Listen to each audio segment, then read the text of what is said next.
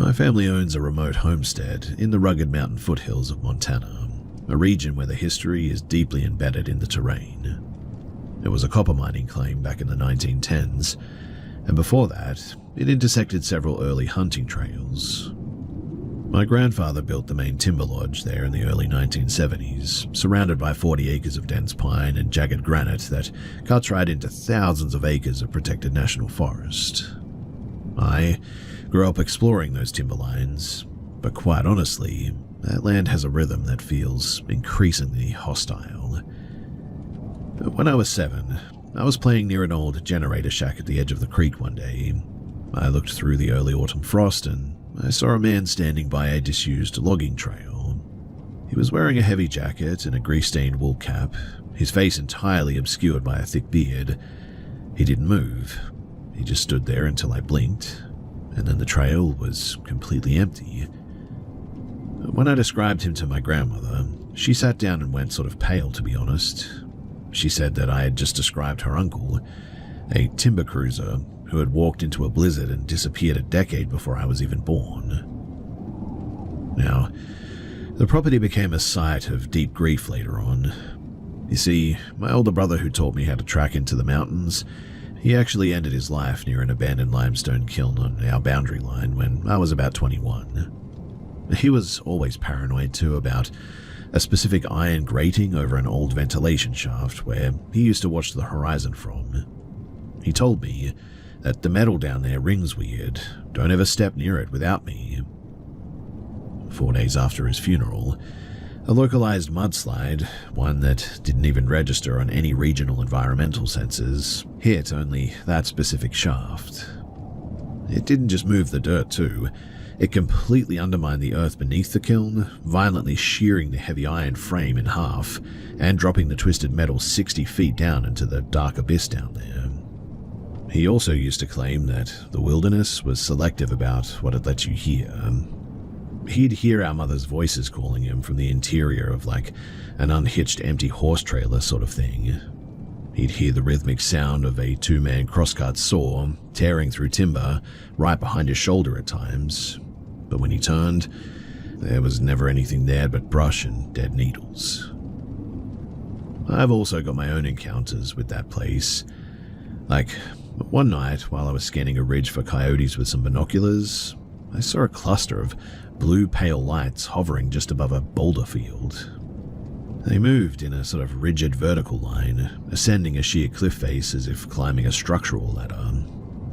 I tried to tell myself at the time that it was a reflection from a distant fire tower, but the lights were self-contained and pulsed like a generator cycle. The most aggressive moment, though, that happened when I was 22. So I was walking a perimeter fence line that I'd maintained for years at this point. The woods, they were dead still that day. No birds, no wind, just a really sort of heavy silence.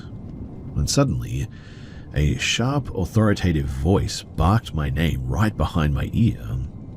I spun around and a heavy chunk of raw copper slag, the kind from an old smelter, whistled past my temple and cracked against a cedar post with a spark, is the only way that I can describe it.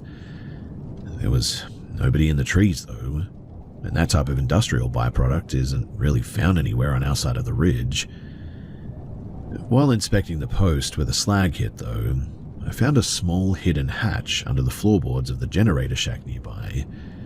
Inside was a cramped, active squatter's nest, heaps of modern canned food wrappers, a sleeping bag, and a notebook filled with meticulous handwritten logs of our family's exact daily movements, spanning the last, what I can only guess is like 3 years.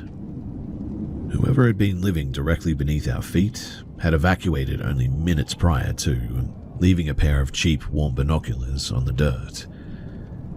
The structural failures, though, were the final straw for us. So, I was out near a stand of old growth larches that April. It was a really still afternoon, and without a breath of air, one of the massive trees just sort of, well, for a lack of a better term, snapped at the base with a sound like a gunshot. A minute later, the trunk next to it shattered, then the next one by one, 5 huge trees imploded in a straight line, moving directly toward me, like an invisible mass was plowing through them straight toward me. I didn't stay for the 6th. I got out of there as quickly as I could. I would be lying if I said that I didn't still feel a pull to that place. I've even had reoccurring nightmares about it for years. I guess I'm sort of lost in the timber a bit still. I also remember when I lived there that I always stumbled upon half-buried log cabins that weren't even on our maps at times. Sometimes I could hear a heavy grinding sound coming from beneath the floorboards, like iron on stone or something. And while I don't claim to know what any of this means, I just feel that there's a specific memory in that place that has absorbed some sort of tragedy or something. And sometimes I just get this feeling that the pressure needs to vent.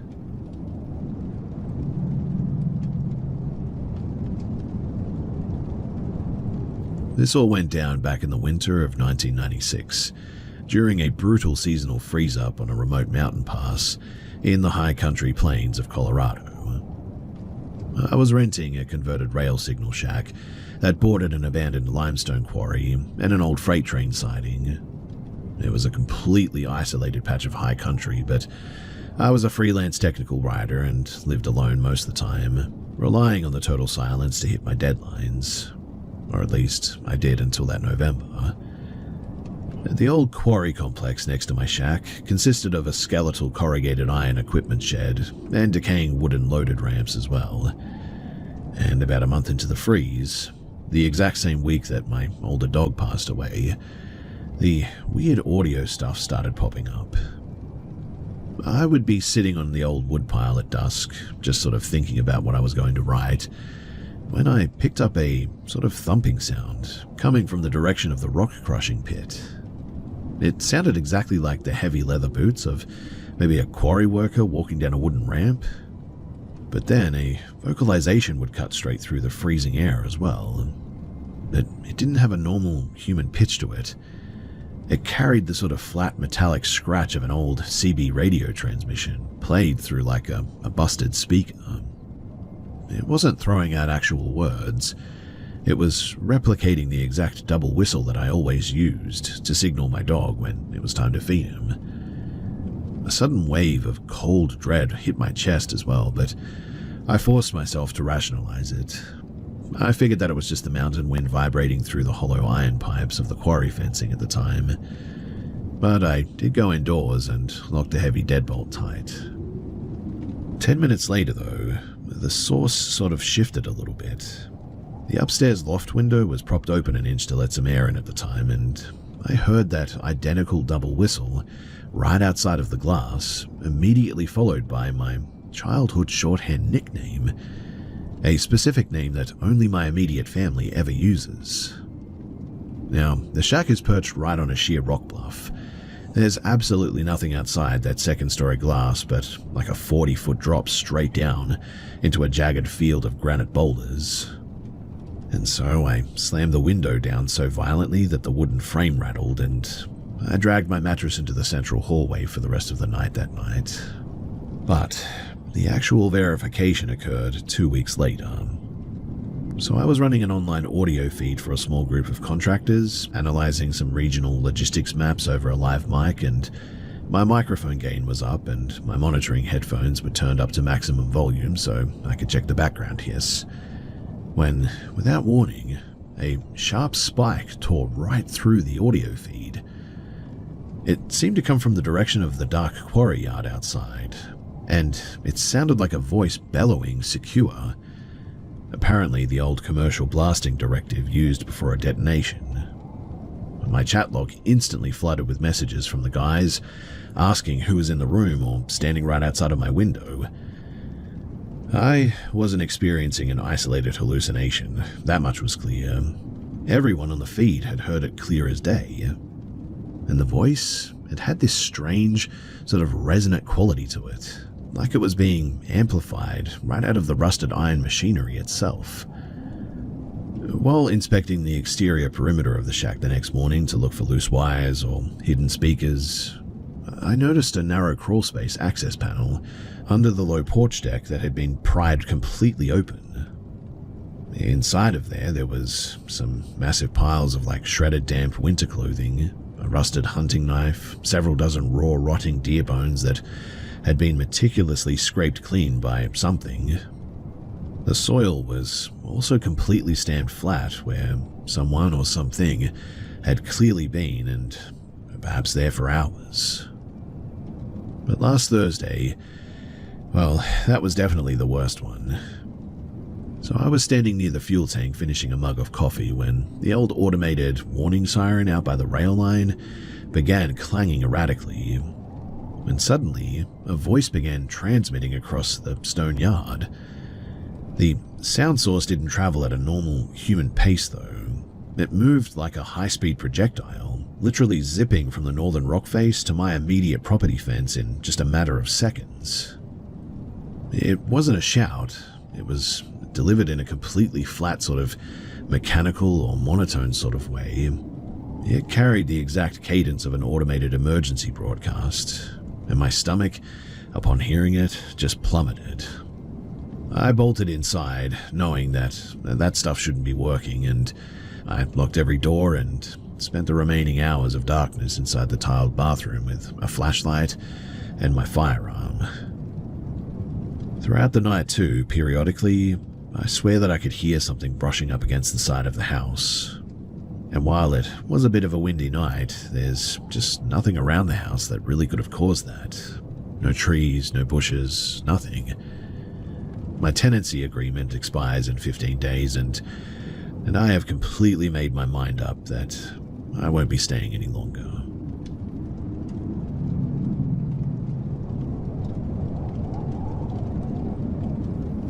So I was staying at this isolated old farmhouse out in the scrubby, dry part of West Texas about 5 years ago. It was the middle of autumn, pushing 1 in the morning, and the whole place was dead quiet. My cousin and I were hanging out in the central hallway, and there was a washroom to the right, a sunken living room straight ahead, and a heavy wooden door leading into the attached garage on the left. He stepped out to the garage to grab a socket set or something, leaving me standing there in the dim yellow overhead light of the hallway, when, as I turned to head toward the living room, I caught sight of this massive ash-grey shape. Whatever it wasn't human-shaped at all. It looked like a 7-foot-tall jagged pillar of dense soot that had somehow solidified in mid-air. It didn't run or slide. It moved in this weird, erratic, staccato sort of jumping way, almost like a scratched film reel skipping frames. It zipped from the back fireplace right into the dark kitchen, and by the time that I freaked out and reached the doorway, I realized that the room was a total dead end with no other way out, and the silence in there at that moment was deafening. Now, I didn't see this thing again after that. In fact, I didn't see the damn thing again for nearly 3 years. By that time, too, I had moved into a 5th-floor apartment in Minneapolis and tied the whole thing down to just me seeing things. I was sitting up in bed reading one night when suddenly the room just felt weird. I looked over toward my open walk-in closet, and I swear to you that same soot column was vibrating in the corner. Its edges weren't solid. They were constantly fraying and reforming like smoke in a draft. I reached for my phone to get the torchlight so that I could see this thing properly, and by the time that I looked back, the corner was just empty drywall again. The physical stuff, though, that started about 48 hours after this. So I woke up at dawn with this freezing numb sensation on the inside of my right forearm. I know, kind of random, but when I checked it in the mirror, there was a patch of skin that had turned bone white, as if the pigment had been totally vacuumed out into a perfect, sharp rectangle. It took 4 full days for the color to come back as well. That's when the static started. I began getting this brutal sleep paralysis, but the room wouldn't go dark. It went totally grey and grainy, like an old tube TV tuned into a dead channel. I'd be pinned to the mattress while that jagged pillar of soot hovered right over my chest, making this dry scratching sound like dead grass rubbing together. The absolute worst part, though, well, that happened last Wednesday and is why I'm here. So I heard a sharp, clear two-note whistle, the exact one that my uncle used to get my attention when I worked on his farm as a kid. It came right from the small guest bathroom as well. I walked in, expecting to find a loose window pane or a pipe acting up or something, but the room was fine.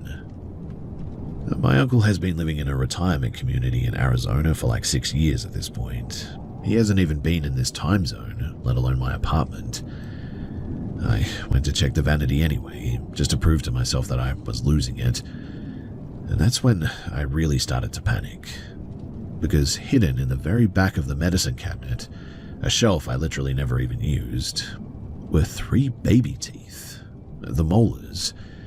They were completely clean as well, but when I picked them up, they had this odd smell to them. It's hard to describe the smell, but it stank, that much was clear. I'm starting to think that this thing isn't just following me because of the places that I live. It feels like it's anchored to my actual shadow a little bit, because no matter how many times I pack up and change my zip code, the static always finds a way back into my room.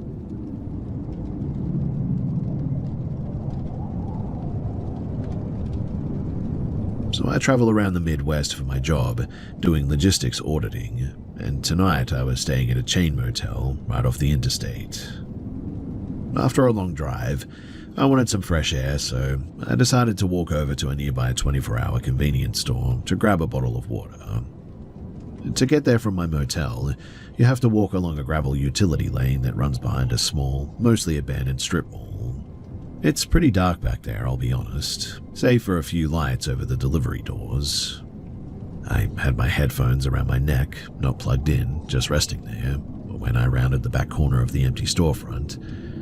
About 20 feet ahead of me, standing completely still next to a row of commercial dumpsters, was a man. He was wearing a heavy winter parka zipped all the way up, which was completely bizarre, given that it's like mid-May and currently about 72 degrees out.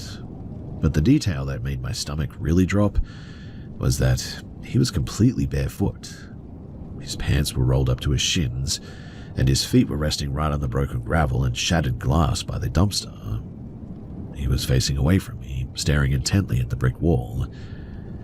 My immediate thought was that he must be high out of his mind or having a severe mental health crisis or something. I've worked in urban logistics for a decade now, and have seen plenty of people under the influence, so my standard protocol is just to avoid eye contact and back away quietly. I stopped, intending to turn back toward the main road. The second that my shoe crunched on the gravel, he didn't turn around. Instead, he did this incredibly rapid, fluid, backward shuffle. It wasn't a normal walk or run. He literally skated backward toward me on his bare feet, keeping his back entirely to me. The speed was unreal as well. He covered 15 feet of rough, jagged gravel in about 2 seconds without making a single sound of distress or losing his balance even once. By the time that I realized what was happening, he was less than 3 feet in front of me, his back still turned, blocking the path. He was breathing heavily, a sharp, rhythmic wheezing that sounded totally mechanical. I sort of scrambled backward upon seeing this, pulling my hands up into a defensive posture and yelled, Hey, back off!" The moment that I spoke, he froze. He slowly turned his head over his shoulder. His face wasn't sluggish or spaced out like a typical drug user. His eyes were completely wide, bloodshot even, and hyper-focused on, well, what I think was my throat. He didn't yell, and in a completely flat, monotone whisper, he said, "You have the wrong shoes for the gravel. They're too loud. Swap them." He then looked back down at his own bare feet, which were actively bleeding from the sharp stones, though his face didn't register a single hint of pain. He looked back up at me and repeated the exact same phrase, with the exact same cadence. Honestly, I didn't answer because I was just too stunned by the whole thing. Plus, every instinct in my body told me that I was in immediate danger. I turned around and just sprinted full tilt back toward the well-lit motel parking lot, and I could hear his feet slapping against the pavement behind me for a few yards, fast and heavy, before the sound abruptly stopped. When I reached the lobby doors and looked back, the dark utility lane was now empty, and I couldn't see the guy anywhere. I told the front desk clerk about what happened. They called the local non-emergency line to report an erratic person behind the building. I didn't hear anything since then, but I just cannot shake the sheer wrongness of just how weirdly this guy moved. It didn't feel like a guy who was drunk or high or anything. It felt like I was interacting with a broken piece of machinery that was trying to mimic a human, and failing completely. I locked my door, propped the chair under the handle, and I'm just waiting for the sun to come up now so that I can check out and get out of this place. But has anyone else here ever encountered something like this? Or someone moving or speaking with that kind of rigid, sort of unnatural precision? It is the first time that I've ever come across anything like this, and I am just totally weirded out by it.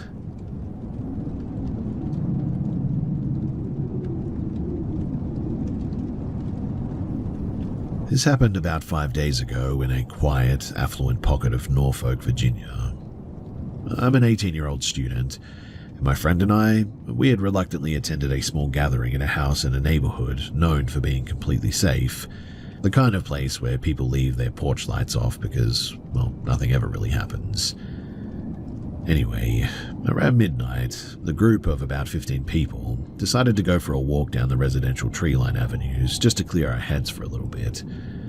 Because my friends were sleeping over at my place, the two of us decided to bring our backpacks and heavy jackets with us. The plan was to sort of slip away from the group halfway through, order a rideshare from the sidewalk, and catch a cheaper fare since the walk was bringing us closer to my neighborhood anyway. We were about 3 blocks away from the host's house when a dark grey sedan slowed down to a crawl right alongside of our group. The windows rolled down, and the men inside, there were 4 or 5 of them, started shouting some pretty aggressive nonsense. "Hey, where are you girls heading? Get in, we'll give you a ride," that sort of thing. There were mostly girls in our group, with only 3 or 4 guy friends walking with us. I sort of snapped at them to just keep moving and leave us alone. They did speed off, and for a second, we thought that that was the end of it. We kept walking, laughing it off to dispel the tension. But then we heard the engine roar from behind us suddenly. And before anyone could even turn around, the sedan had literally mounted the curb. It didn't just swerve, it accelerated directly down the wide brick sidewalk at full speed, targeting the back half of our group. It was an incredibly tight and claustrophobic sort of space hemmed in by stone retaining walls and thick hedges. People were screaming, throwing themselves sideways into the dirt and the bushes to avoid being crushed by this vehicle. The car missed my friend's shoulder by mere inches before slamming its brakes, the tires screeching brutally against the pavement.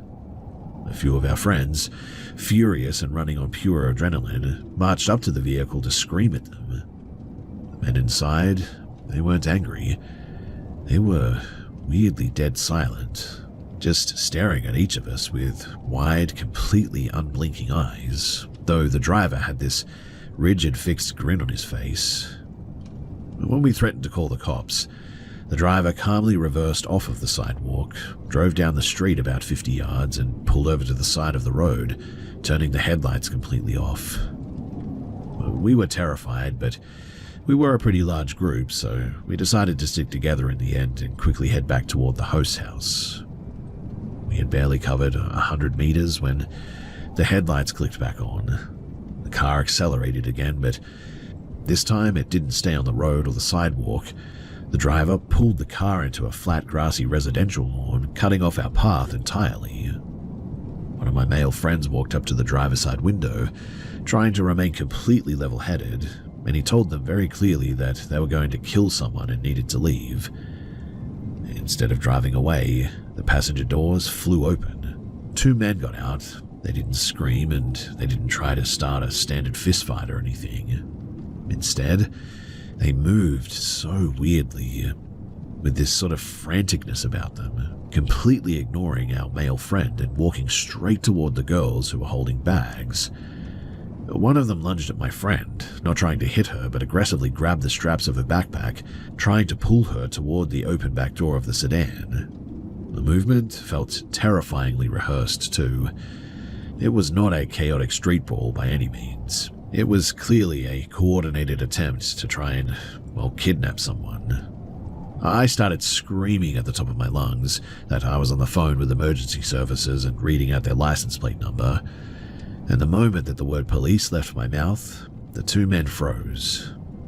Without a word, they let go of the bag, slipped back into the sedan, and the car blacked out its lights again as it tore around the corner. We ended up sprinting back to the house after this and calling the police, but because the street was so dark and the plate was partially covered in mud, I didn't actually get the plates. There wasn't much that they could immediately do, besides promise to increase patrols in the area. What keeps me awake, though, now isn't just the threat of the car, it's the detail that I noticed right before they drove away. You see, when the passenger grabbed my friend's backpack, his jacket sleeve pulled back and he was wearing a high-end heavy-duty security uniform shirt underneath of his coat, complete with a clipped radio mount on the shoulder. Which means that they weren't just reckless thugs pulling a dangerous prank or anything. They knew exactly how the neighborhood layout worked, and they knew where all the blind spots were, and they were looking for a specific opportunity, and clearly had some gear to back it up. We're not going back to that area at night ever again, and I personally will not be walking the streets late at night again for, a long time.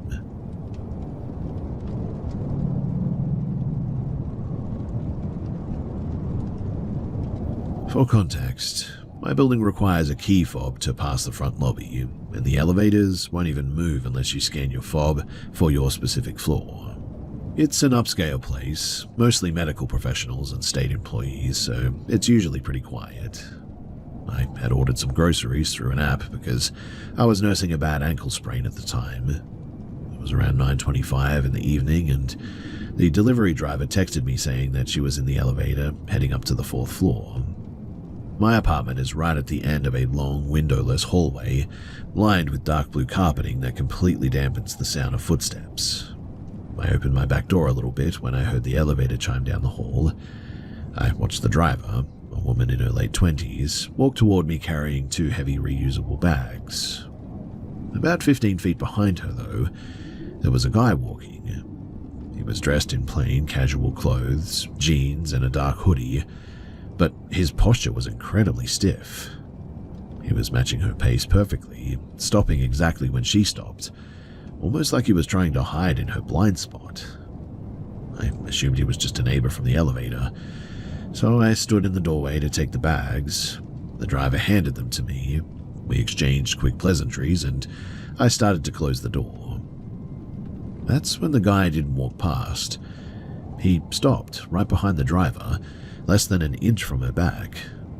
The driver turned around, startled, and laughed a bit, assuming that he was crowding her. "Oh, sorry, go ahead," she said, stepping to the side. The man didn't move past her. He didn't look at her either. He kept his eyes locked entirely on the open gap of my doorway. His face was completely blank. No anger, no expression at all, but he was holding a heavy yellow fiberglass measuring tape in his right hand or something like that. He slowly extended the tape, letting it click loudly in the quiet hallway as the metal stretched out toward my doorframe. The driver then realized that something was deeply wrong. Her smile dropped, and she backed away toward the elevator. I tried to push my door shut, but the guy took one incredibly fast, rigid step forward and planted his foot right in the jam. He didn't try to force his way in, though. He just stood there, keeping the door wedged open. Through the gap, I could smell something awful, though, almost like a wet dog, but way worse. "What do you want?" I yelled, my voice cracking a bit. I grabbed the door handle, trying to force the door shut against his boot, but he had immense steady leverage. Again, he didn't yell, he just kept the measuring tape extended through the crack, touching the metal tip against the inside of my doorframe. Then he said, 32 inches. The frame is out of alignment. We need to clear the width. He wasn't acting like a burglar or anything, or a violent attacker. His tone was clinical and detached, and it made my skin crawl. From down the hall, the delivery driver bravely screamed, "I'm calling the police right now. Get away from that door." The second that she shouted the word police, the man didn't panic. He just slowly retracted the measuring tape, pulled his foot out of the doorframe, and turned around. He didn't run. He walked with a unbothered stride back toward the exit stairwell, pushing the heavy fire door open without making a sound. I slammed my own door, locked everything, threw the security latch, and called 911 immediately. The police arrived about 20 minutes later. They searched the stairwells and the perimeter, but they didn't find anyone. However, when the officer came to my unit to take my statement, he pointed at the floor just outside of my door. On the dark blue carpet, right where the man had been standing, there was a heavy, white, powdery residue. It looked like crushed drywall or lime or something. The officer tracked the white footprints back down the hallway, but they didn't lead to the elevator or the stairs or anything. The prints, they stopped abruptly in front of a small locked utility closet in the middle of the hallway, a space where the building has its water shutoff valves and things like this. The door was still locked, but there was a faint smear of like white powder on the brass handle. The police, they think that he might have slipped into the building hours earlier by tailgating a tenant and then had been hiding inside of the cramped utility closet, just waiting for a door on my floor to open. I haven't slept a wink. Every time the building's HVAC system clicks on and the air pressure shifts, my apartment door slightly rattles against the latch and my heart sort of drops. I'm currently packing a bag to go and stay at a hotel across town. I don't care about my lease anymore, to be honest. Whatever he was measuring my door for, I think that it was just a cover, and I don't want to be here when he comes back with the tools to finish the job.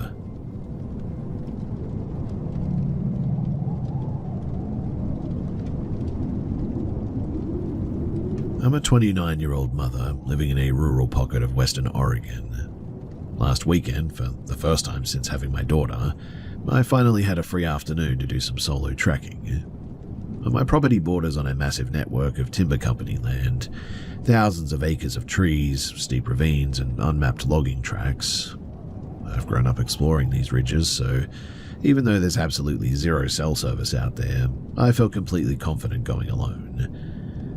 Now, because it was a heavy logging zone a decade ago, the terrain is scarred with old, overgrown skid roads that lead absolutely nowhere. I was about 2 hours into a steep ascent up a secondary ridge when the afternoon took a very bad turn. So I was moving through a narrow, shaded draw when I noticed a really weird chemical smell. It wasn't a campfire or trash or anything. It smelled like heavy industrial solvent and burnt rubber, completely out of place for the deep woods. A few hundred yards later, the trail dipped into a dry creek bed, and that's where I ran into them. It was a group of 3 men. They didn't have backpacks, water bottles, or any hiking gear whatsoever. They were just sitting on a fallen log in a damp heat, wearing heavy mud-caked work boots and matched grease-stained canvas jackets. I immediately felt that cold spike of situational awareness. I kept my pace steady, offering a brief nod and a polite afternoon as I tried to pass them on the left. The man sitting in the middle stood up. He didn't just greet me. He stepped directly into the narrow center of the path, forcing me to halt. He didn't look angry. He had this incredibly flat, sort of relaxed demeanor that felt entirely forced. "You're a long way out from the access gate," he said. His voice was loud, but his eyes kept darting past my shoulder, scanning the trail behind me to see if I was alone, I think. The other 2 men, they also stood up. They didn't speak, they just stepped to the flanks, slowly forming a loose semicircle around me. I kept my hand near my waist. I carry a Glock concealed under my top, and my thumb instinctively hooked the hem of my shirt. "Just doing a loop up to the ridgeline," I said, keeping my voice level and firm. "My husband's meeting me at the timber clearing in 20 minutes. The first man didn't acknowledge the lie. He took a slow step forward, reached into his heavy jacket pocket, and pulled out a large rusted steel wrench. He didn't brandish it like a weapon. He just started shifting it from hand to hand, the heavy metal making a dull clack against his palm each time. "The ridge is closed today," he said, his tone completely monotone. "The company is dropping timber. You need to come down into the hollow with us. We have the gate keys." Now, I know the logging schedules for this county. There hasn't been an active permit for this sector in 3 years at least. More importantly, the woods were dead silent. There wasn't the distant scream of a chainsaw or the rumble of a yarder for miles. I didn't argue, though. I deliberately pulled my shirt up just enough to clear my hip, exposing the black polymer grip of my holster. The man with the wench stopped shifting the metal. His eyes locked onto the firearm, and for a fraction of a second, his rigid expression cracked into pure frustration. He didn't retreat, but he certainly froze. I didn't wait for him to make a decision. I lunged sideways, scrambling up the loose crumbling dirt bank of the creek bed, entirely bypassing their circle. The moment that my boots hit solid pine needles at the top as well, I just broke into a dead sprint. I didn't stay on the main path as well. I threw myself into a steep, unmaintained deer trail that cut down the opposite side of the ridge, ripping through dense blackberry briars that literally tore up my arms and face a whole lot.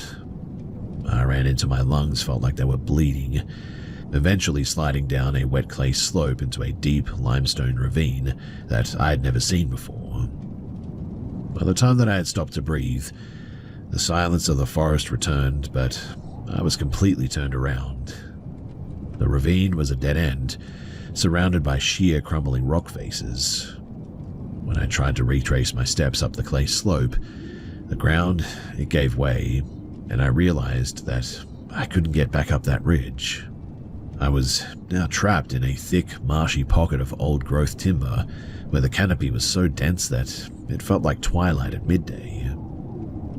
I sat against a rotting stump, fighting off a massive panic attack, trying to map out a compass heading in my head, and that's when the brush cracked to my right. I pulled my firearm, my heart racing, expecting the canvas jackets, but instead, 2 massive mud-stained Great Pyrenees stepped out from the ferns. They didn't have collars and they didn't bark. They just stood there, their thick white coats covered in burrs, staring at me with completely calm and really intelligent eyes. They looked like working livestock guard dogs from one of the distant sheep ranches miles down the valley. They didn't approach me for food or anything. The larger of the 2 let out a low, soft huff, turned around and began walking deliberately up a faint, near invisible, game trail that bypassed the steep rock wall. The second dog stayed put, looking back at me until I stood up and followed. For an hour, those 2 dogs literally led me through a brutal, trackless swamp, and then over a massive field of unstable granite scree, a route that I would never have attempted on my own. But they kept a steady, methodical pace, never letting me get more than 10 feet behind them. Suddenly, the dense brush broke and I stumbled directly out onto the gravel surface of a decommissioned fire road. And I knew exactly where I was now. It was the lower boundary fence of my neighbor's property. I literally dropped to my knees, sobbing from pure relief and exhaustion. When I wiped my face and looked up to call the dogs over, they were already 50 yards away, trotting back into the tree line without a sound. They didn't even look back. My husband eventually picked me up from the neighbor's house, and we immediately notified the sheriff's department about the 3 men out in the timber block. The deputy who took my report looked deeply unsettled when I described the grease-stained jackets and the industrial chemical smell. He told me that apparently they'd been investigating a series of illicit, isolated chemical dumps and copper theft staging sites hidden deep in the public land grid that month. Thankfully, I'm safe at home now, but I cannot shake the horror of what might have happened if I hadn't have been carrying that day, or if those two dogs hadn't have just materialized in that ravine. I keep a pair of heavy cattle dog collars in my car now, hoping that one day I'll see those Pyrenees on the mountain road so that I can find their owner and thank them. But deep down, I think that they belong entirely to the ridges, and so I probably will never see them again.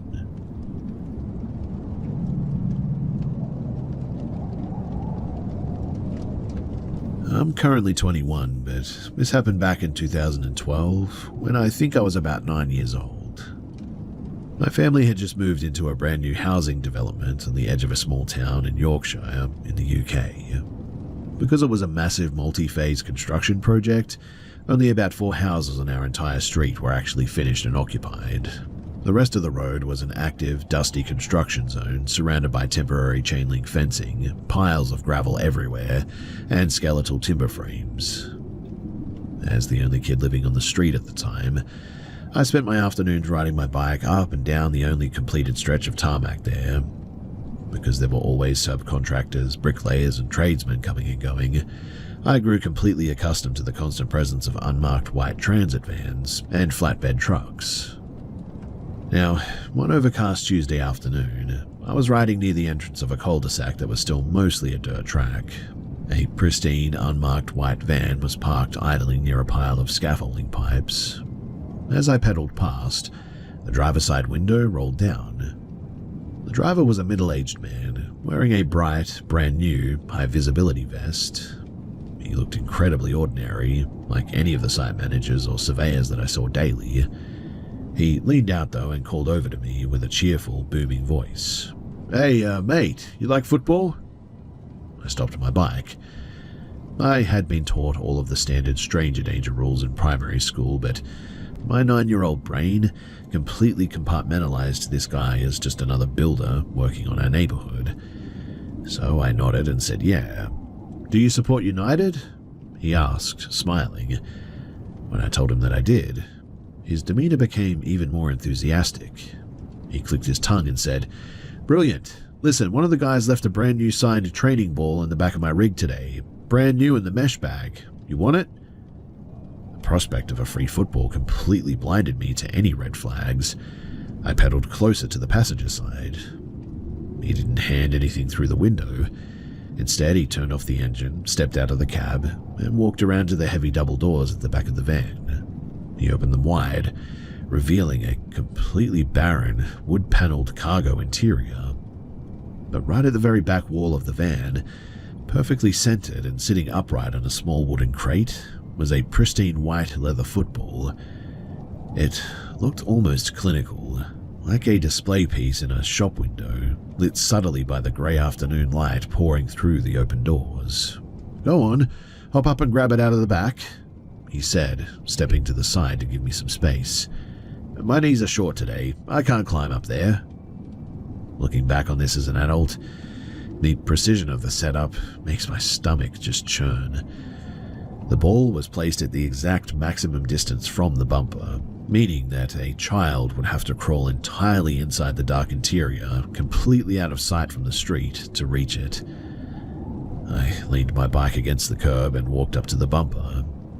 I was just about to place my hands on the metal ridge, too, to hoist myself up into the cargo hold, when a booming, furious shout cut through the quiet of the street. "Step away from the van now!" It was my older brother. He was 19 at the time, and had just walked down our driveway to call me in for tea. I have never seen someone move so quickly as he did in that moment. He covered the distance between our house and the van in a dead sprint, stepping directly between me and the driver.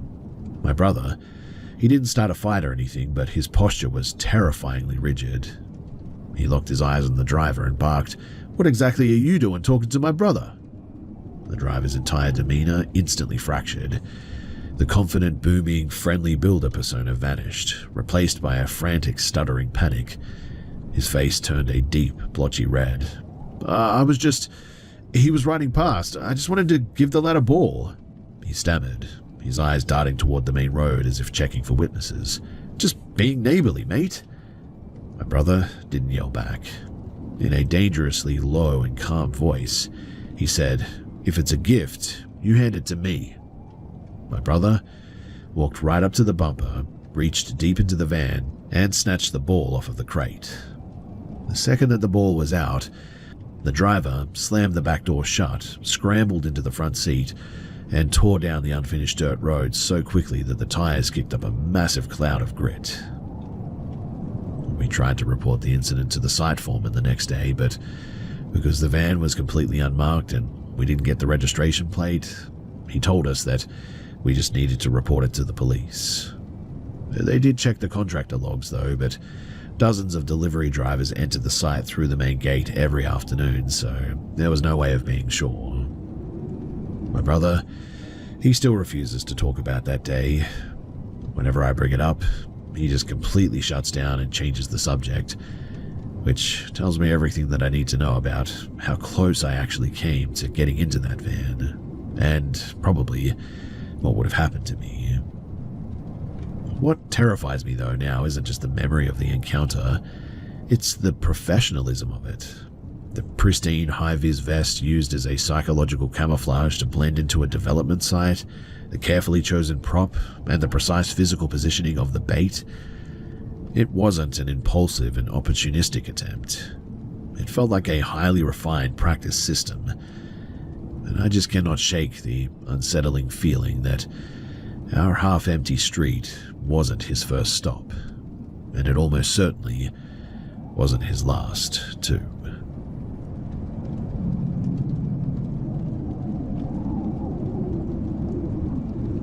I'm 19, and for the past 6 months, I've been working the early morning opening shift, 5 a.m. to 1 p.m., at a classic 24-hour highway diner. It's a pretty isolated spot, mostly serving long-haul truckers and regulars who live out in the rural townships. My dad drops me off on his way to his construction site at 4:45 a.m., and my shift manager always ensures that the front doors are locked until exactly 5 a.m. Now, around 2 months ago, a new regular started showing up. He was an older man, probably in his late 50s, always wearing a faded beige jacket and a clean baseball cap. The first few times that he came in, he was incredibly soft-spoken and polite. He'd sit in the corner, order a black coffee and a plate of rye toast, and leave a precise $3 cash tip on top of his receipt. Because I handled the register drawer for the breakfast rush, I was always the one cashing him out, and by his fourth visit, I tried to be a good server and had his rye toast already ringing up when he walked to the counter. He froze, looked at the screen, and gave me this intense, wide-eyed smile that didn't reach the rest of his face. "You noticed," he said. His voice was lower than usual. "Is that because you're looking out for me, or am I just hard to forget?" I laughed it off awkwardly, assuming that it was just typical old man banter. But after the next 2 weeks, the pleasantries turned into something incredibly heavy. He started arriving earlier and earlier, sometimes sitting in his idling sedan, sometimes sitting in his idling truck in the pitch-black parking lot at like 4:40 a.m., just watching my dad's truck pull in. One rainy Tuesday, he leaned over the laminate counter while I was counting back his change, and he got so close that I could smell the stale tobacco and peppermint on his breath. "Your generation doesn't appreciate symmetry," he murmured, staring directly into my face without blinking, "but your eyes are perfectly aligned. Rare, very beautiful." It completely crossed the line into making my skin crawl. I told my shift manager, a no-nonsense sort of guy, who immediately told me to stay in the kitchen whenever the beige jacket walked through the door. For a week, my co-workers took his orders too. But our diner's point-of-sale system automatically prints the cashier's first name at the very top of the customer receipts, and by the time that we realized that he was collecting them to get my name, he had already pocketed at least 5 of them, I think. The behavior escalated though from passive watching to active tracking. If I was in the back prepping salads, he would order a single side of bacon, then a side of hash browns, then a refill, stretching out his meal for 2 hours just to force me to walk past his table. Last Thursday, I had my hair pinned back in a high claw clip instead of my usual low ponytail. I was wiping down the espresso machine when he called out to me from across the aisle. "You changed the anchor point today," he said, pointing a finger at the back of my head. "The ponytail keeps your neck completely straight. I prefer the ponytail." The fact that he was analyzing my physical posture sent a bolt of pure panic through me. My manager decided to pull me off the floor entirely for the weekend, shifting my schedule to a completely different afternoon slot. According to the weekend crew, the man showed up at his usual 5:15 a.m. time on Saturday and Sunday. When he realized that I wasn't behind the register, he didn't order any food. He just sat in booth 4, the exact corner booth that commands a direct, unobstructed view of the employee back room door, and stared at the kitchen swing doors for an hour before finally leaving. But yesterday is the reason that I'm currently packing my things to move into my brother's apartment closer to the city. You see, I was back on the morning shift today. The man came in late, around 11:30, right when the lunch rush was dying down. The diner was mostly empty. He sat in booth 4, ordered his black coffee, and stayed for his usual hour. When he finally got up to leave, he didn't come to the register to pay. He just dropped a $20 bill on the table and walked out the glass doors without looking back. I went over with a damp rag to clear the booth. He had left the mug perfectly centered on the table, but next to the mug, pressed flat against the wood, was a small 3-inch strip of standard beige masking tape. Written on the tape in really neat, sort of architectural block lettering with what looked like a black fine-tip marker was a list of numbers. It was my exact arrival and departure times from the previous week, down to the literal minute. He had been sitting in his car or at the counter with a stopwatch maybe, logging the exact moments that my feet crossed the threshold of the building. But then I noticed that something was tucked underneath the paper napkin dispenser as well. He had taken a plastic coffee stirrer and used it to sort of wedge a small glossy piece of cardstock into the metal base of the dispenser. I pulled it out. It was a Polaroid photograph taken from a low angle, looking upward through the driver's side window of what looked like maybe a truck. But it was a picture of me, taken from the bushes of the edge of the parking lot, completely asleep against the passenger headrest while my dad was idling in the driveway. The edges of the photo had been meticulously trimmed with scissors, so that the frame only captured my face and the specific contour of my neck. On the back of the Polaroid, written in the same clean architectural script, was a single sentence. "The framework is recorded. We are on schedule." I immediately started shaking. I showed my manager, who locked the diner doors and called the state police right away. 2 troopers came out, took the masking tape, the Polaroid, and the security footage from the parking lot. They ran his plates from the outdoor camera, but the truck was registered to a Shell leasing company out of Delaware, and the address on the file was a vacant lot. The police told me that they would increase driving patrols around the highway junction during the 5 a.m. hour, and that they would be keeping an eye out for the guy. I am completely done though. I quit my job on the spot, and my manager didn't even blame me. I'm currently sitting in my living room with the blinds completely drawn, waiting for my brother to arrive with his truck. The thought, though, that somebody was standing in the dark timber line outside of our house, taking photos of me through a truck window while I was entirely defenseless, is a level of violation that I don't think that I'll ever recover from. If you work in a public-facing service job, then please never assume that a regular is just eccentric. Always take the proper precautions that you need to.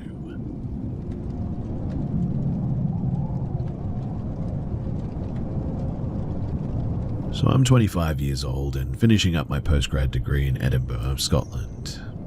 I rent a small ground floor flat in a Victorian stone tenement building.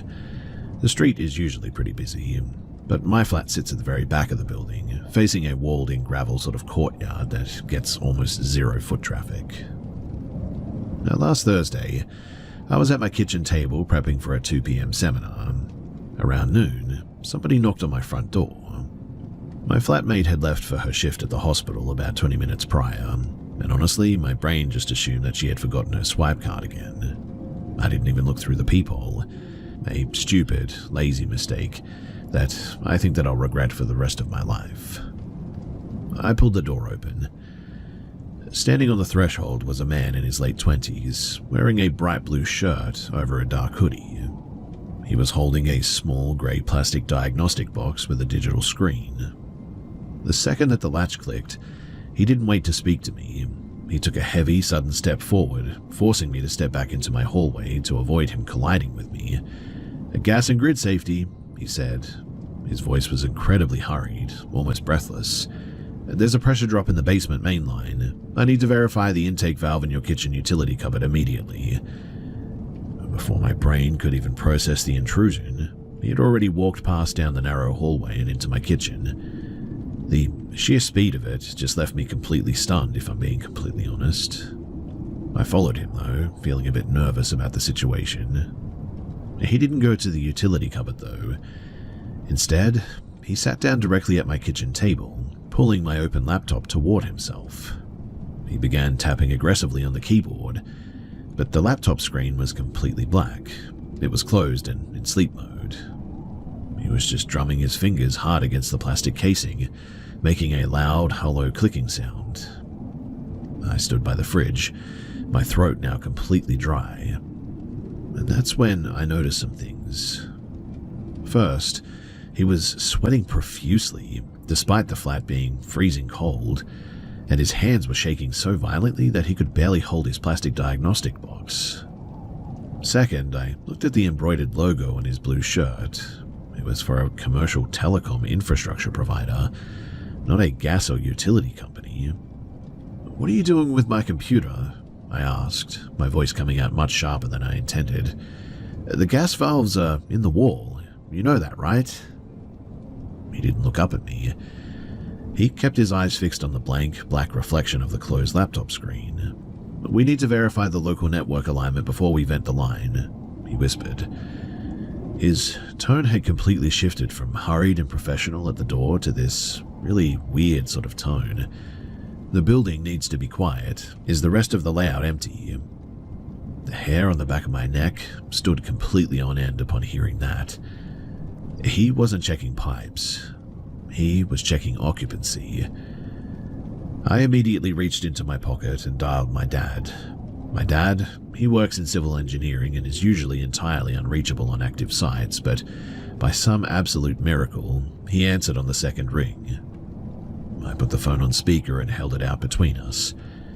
"Dad," I said loudly, keeping my eyes locked on the man's hands, "the telecom technician is inside the flat, and he says that he needs to vent the gas lines because the building is empty. Can you explain the protocol to him?" The second that my dad's deep, booming voice came through the speaker, demanding to know the man's employee ID and contractor number, the atmosphere in the kitchen completely changed. The man stopped tapping the laptop. He slowly stood up from the chair. The manic, shaking energy was suddenly gone, replaced by a really rigid, weird stillness. He didn't apologize. He didn't claim that he had the wrong address. He just picked up his grey plastic box, walked past me in the narrow kitchen, and exited the flat, leaving the heavy front door wide open behind him.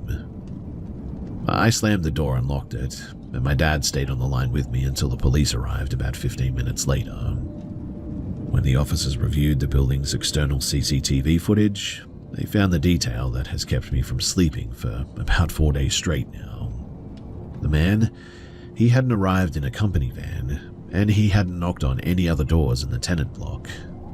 The footage instead showed him sitting on a concrete bin store in the back courtyard for about 3 hours, directly outside of my kitchen window, watching through the glass while my flatmate packed her bag and left for work. The grey diagnostic box that he was carrying wasn't an instrument at all.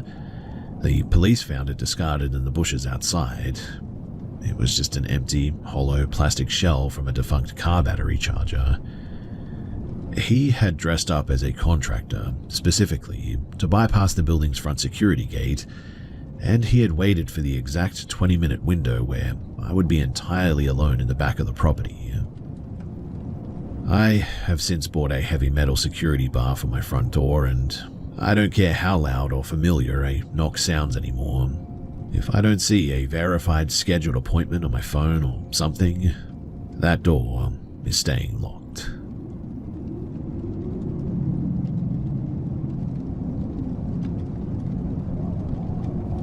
I'm a 23-year-old university student, and this happened a few months ago. So I'm trans, but at this point in my transition, I look entirely and conventionally female to strangers. So I just stepped off a late-night train at an unstaffed, poorly lit suburban station on the outskirts of Adelaide. It was around 11:45 p.m. and the platform was completely deserted. I pulled out my phone to order a rideshare, but the app was lagging terribly due to poor reception. As I walked toward the dark commuter parking lot, a plain, unmarked white sedan pulled up to the curb. The driver rolled down the passenger window. He was a man in his late 30s wearing a very clean, pressed dark suit that felt entirely too formal for a casual driver. "Hey, the rideshare app is down in this sector tonight," he said.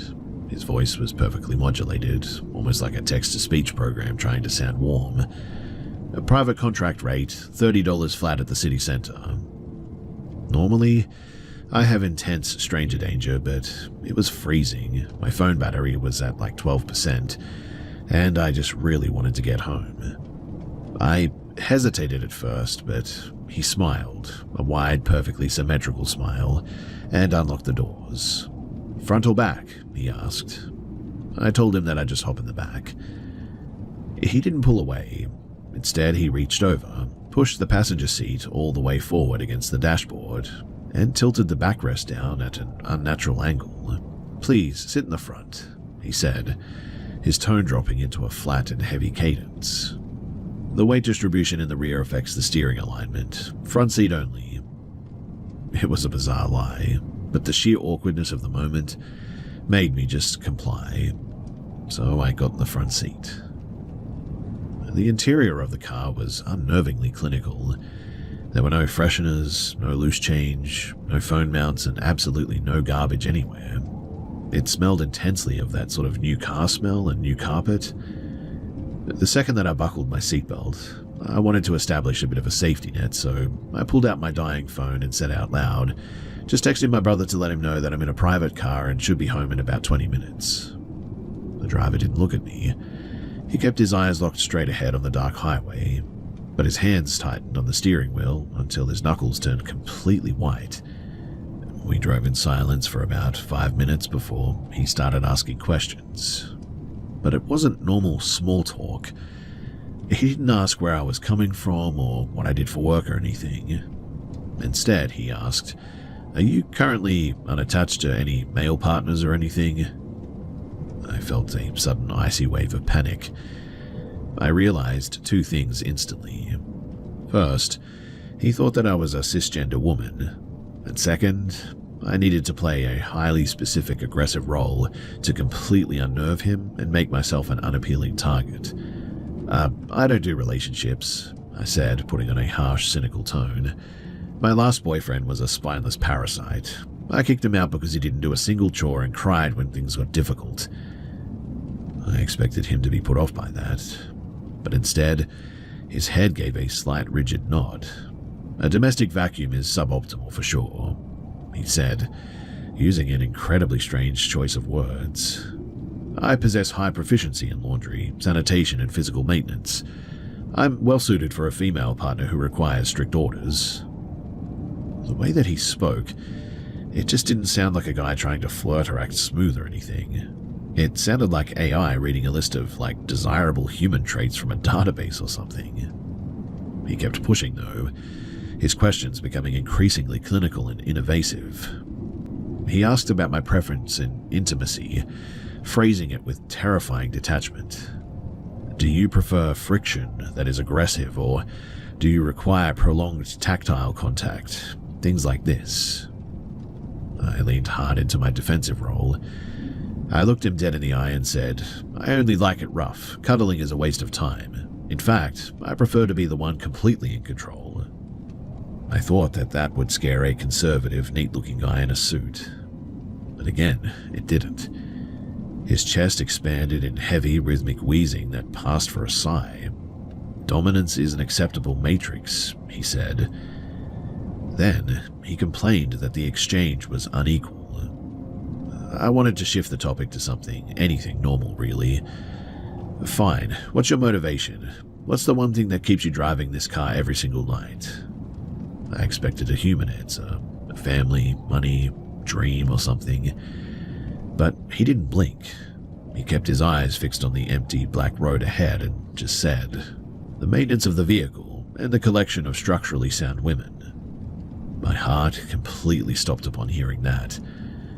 The word wasn't beautiful or pretty. He literally said structurally sound. The wrongness of his phrasing made me realize that I was sitting next to somebody completely detached from reality. I spent the last 10 minutes of the drive completely silent, my hand gripping the door handle, praying for a red light or a police cruiser. When we finally pulled up to the curb outside of my apartment complex, I didn't wait for him to park fully. I shoved the door open while the car was still rolling at a few kilometers an hour, and as I scrambled out onto the pavement, he didn't yell or try to grab me. He just stopped the car, rolled down the passenger window, and stared at me through the gap. In the dim light of the street lamps, I noticed something that I had missed in the dark car. The entire time that he had been driving, he hadn't been wearing any shoes. His bare, pale feet were resting directly on the rubber floor mat, and his toenails had been meticulously painted with a thick, opaque black substance that looked like industrial primer. "Your data has been integrated," is what he said, his face completely expressionless. "We will adjust the parameters for the next transit." He then drove off into the dark before I could even process what he meant. I ran inside, locked my door, and literally threw up from pure adrenaline. I never did call the police because, well, I didn't know what to talk about or say about any of this. But I do still think about that phrase every single night when I look out of my window at the street below. The collection of structurally sound women. I certainly didn't win that interaction by being tough or anything. I think the only thing that kept me from being pulled into the trunk of that car was the lie about my brother waiting for me at the end of the line.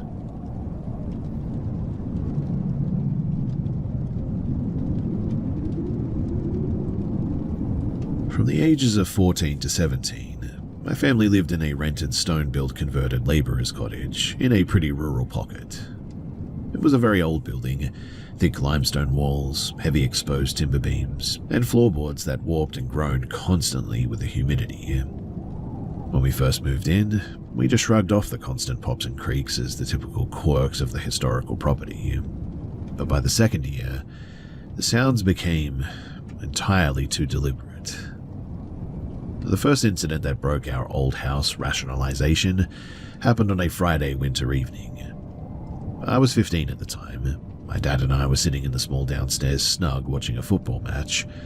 My mum, my older brother, and my toddler sister had all gone to bed hours earlier. When suddenly, a loud, heavy series of impacts rattled the ceiling. It sounded exactly like somebody in heavy boots rushing down the steep enclosed wooden staircase. The footsteps, they were incredibly fast, and ended with the downstairs utility room literally slamming shut. A second later, the clicking sound of the old pull cord switch echoed from inside of the room. My dad, thinking that my brother was messing about, chuckled and called out his name, but there was no answer. He called out my mother's name, still nothing. We both got up and walked into the stone flagstone corridor at this point. The line of light was visible under the utility room door, and my dad pushed the door open, expecting to catch my brother raiding the secondary fridge. The room, though, was completely freezing, and also entirely empty. The pull cord, though, was still swinging slightly in the air, but there was nobody inside, and the tiny window was locked tightly from the inside, too. There is absolutely no physical way that my brother or my mum could have made it back upstairs without us seeing them in the narrow hallway at the very least, and the ancient stairs were far too loud to sneak up as well. A few months later, I also had a visual encounter that I still can't think about without my palms sweating a bit.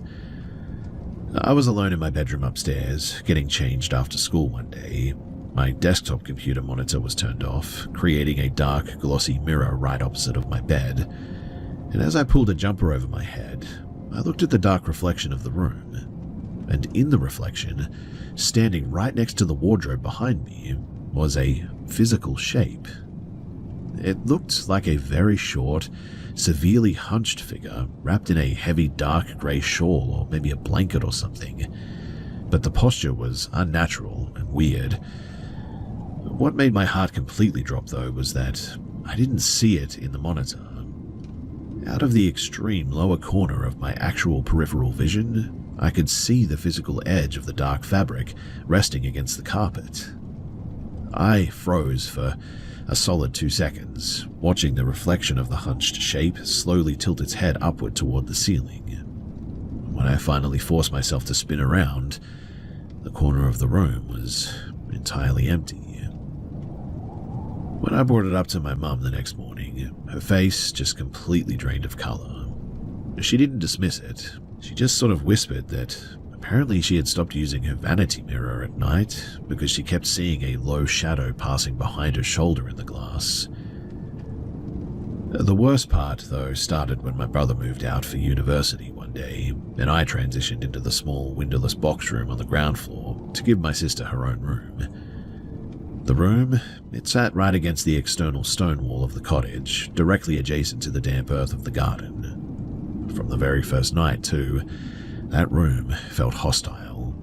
The air was permanently thick and smelled faintly of like rotten vegetables. Every single night, right around 2 in the morning, a low rhythmic vibration would start in the floorboards directly beneath my mattress. It wasn't a mechanical hum or anything, too.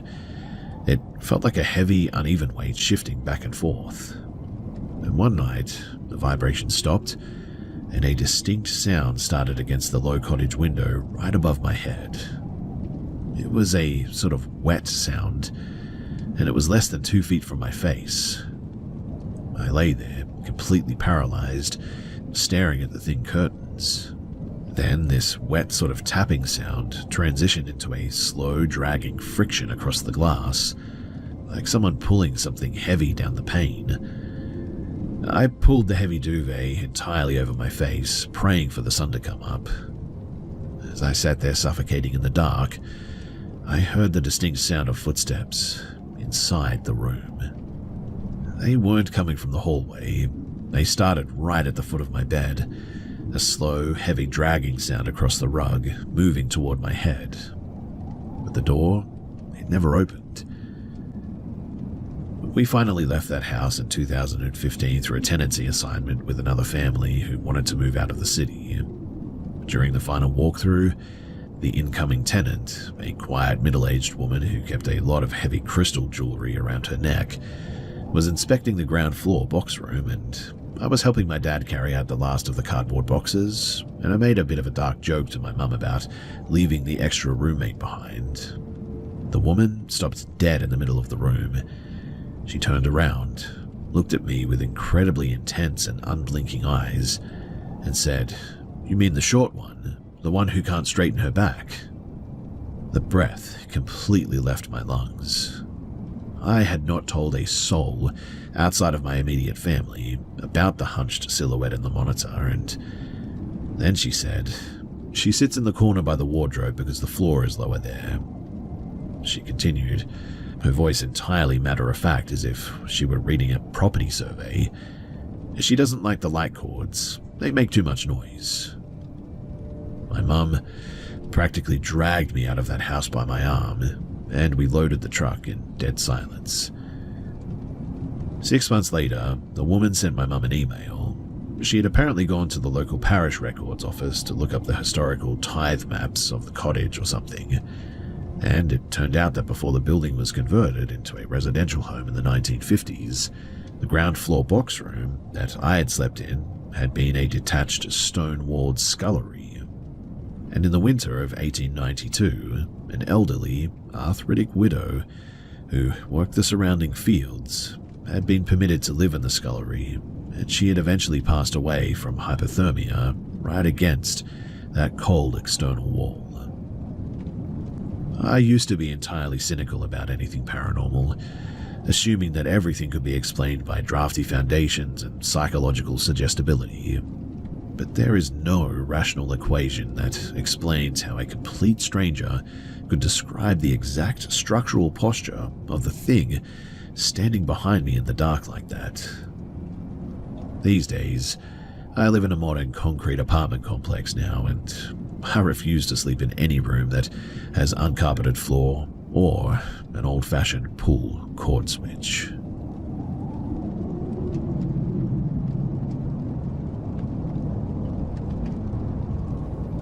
I want to state up front that I don't believe in the paranormal, ghosts, or any kind of spiritual residue or anything.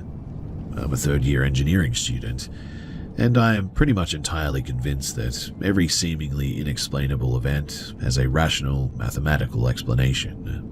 Whether it's localized auditory hallucinations, complex acoustic echoes, or even some atmospheric pressure shifts, I believe that all of this can explain it. However, with that said, there is one event from when I was 14 that I still mentally reanalyze whenever I can't sleep. At the time, I was attending a strict historic boarding academy just outside of Melbourne. The main campus building was built in the late 19th century, featuring high ceilings, polished timber corridors, and deep concrete basements that housed the older classrooms and locker blocks. It was a Thursday afternoon, around 5:30. The winter sun had already dropped, and the basement level was mostly dark, and also empty since the standard after-school study periods had just concluded. I was walking down the central subterranean corridor to retrieve a textbook that I'd left in the science lab. The corridor was completely silent, except for the heavy thud of my own school shoes. But as I passed an old, decommissioned geography classroom, I heard a sound through the heavy timber door. It was the distinct, ragged sound of somebody sobbing. The crying wasn't faint, too. It was a heavy, breathless sort of hyperventilation sob. What made me freeze in my tracks, though, was the timbre of the voice. I recognized it immediately. It belonged to my closest friend at the academy, a girl named Maya. We had been studying together in the library about 20 minutes prior, too. As a 14-year-old guy, I completely froze. I mean, I had no idea how to navigate a situation like that. Whether interrupting her would be a massive intrusion of privacy, or if I should step inside to make sure that she's okay. The sobbing kept rising in pitch, though, sounding increasingly desperate. I stood outside the door for about maybe a minute, the heavy wood slightly dampening the sound, but finally, the sheer distress of the noise made me decide to open the door. I reached out and placed my fingers on the old, cold brass handle. And right as the latch clicked, a sharp, cheerful voice called out my name from the far end of the dim corridor behind me. "Hey, did you find your book?" A violent wave of physical shivers hit my spine immediately. I spun around so fast that my heels scuffed loudly against the floor. Standing under one of the lights at the top of the basement stairs was Maya. She was wearing her heavy winter school blazer, holding a sleeve of loose-leaf paper and smiling down at me. She wasn't distressed at all. Her eyes weren't red. She looked completely normal. My brain experienced this sickening localized glitch where logic just refused to process physical reality in front of me. I just couldn't even move my legs. Maya jogged down the 3 stone steps in the corridor, looking at my pale face with confusion. "What's wrong with you? You look like you're about to faint. Are you okay?" The exact second that she spoke, the heavy, ragged sobbing inside the geography room behind me just stopped. It didn't fade out or taper into a whimper or anything. It's like it cut off instantly. as if somebody had hit a mute button on an audio track. I didn't tell her what I had been listening to. I didn't want her to think that I was losing my mind or anything. Instead, I sort of forced a laugh out, reached out, and pushed the heavy classroom door completely open. I flipped the row of fluorescent light switches on the wall, and the white tubes flickered and buzzed to life, illuminating rows of empty wooden desks, a dusty chalkboard, and bare linoleum floor. There was nobody inside. There were no secondary doors, no places anybody could hide, and the high windows near the ceiling were completely latched and covered in dust. Maya walked past me into the room, entirely oblivious to the ice in my chest. She looked around for a second, then let out a sharp gasp of just pure relief. "Oh my goodness, they are here," she said, rushing toward the very far corner of the room beneath the radiator pipes. She reached down and pulled out her spare pair of white leather school sports shoes. She had been frantic all morning because she couldn't find them before the afternoon sports rotation. But when she lifted them up, she frowned a little bit. Both shoes had been placed precisely parallel to each other, but they were flipped completely upside down, with the dirty rubber soles facing the ceiling and the lace tongues pressed flat against the dusty floorboards. Now, in the specific Anglo-Indian household that I grew up in, leaving shoes or slippers flipped upside down is considered a severe taboo, an intentional invitation for misfortune, or an indicator that a space has been marked by something hostile. It's an old superstition that my grandmother used to scream at us about, and seeing them placed like that in that dead corner of an empty room, for some reason, made my stomach drop a little bit. Maya laughed it off, assuming that someone from the senior house had played a weirdly specific prank on her and carried them upstairs. Now, I've tried to rationalize it 1,000 times since then. I've looked into the acoustic properties of old brick basements, wondering if Maya had been crying earlier in the day and the sound waves had somehow trapped and delayed inside the unventilated room or something, or if the ventilation shafts from the upper theater had bounced somebody else's distress down into that specific corner. But deep down, I know that the human ear doesn't misinterpret a physical voice from 2 feet away like that. I still don't really believe in ghosts or anything, but I certainly never went back down into that basement corridor alone for the rest of my time at that school.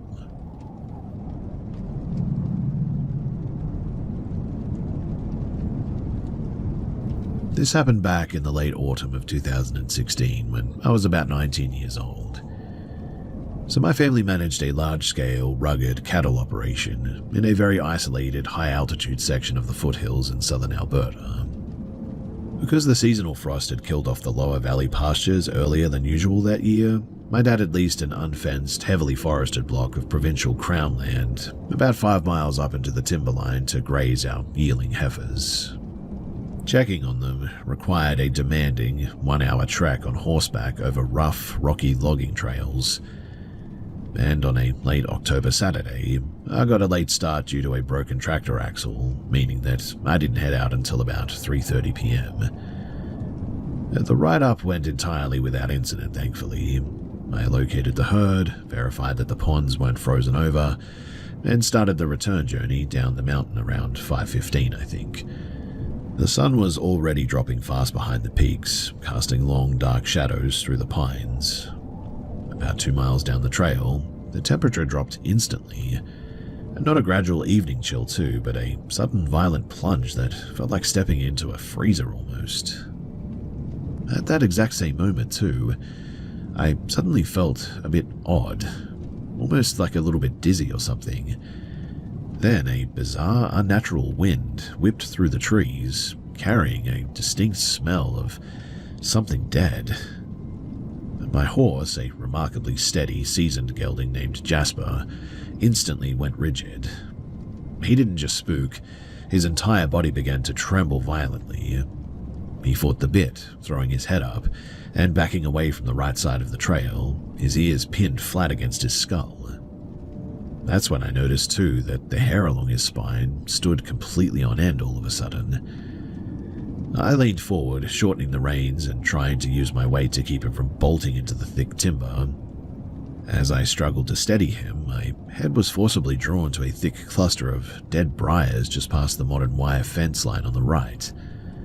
Standing perfectly still in the tangle of thorns there was a dark shape. It was roughly 5 feet tall, I would say, completely devoid of any defined human features, but it certainly possessed a solid, dense physical mass.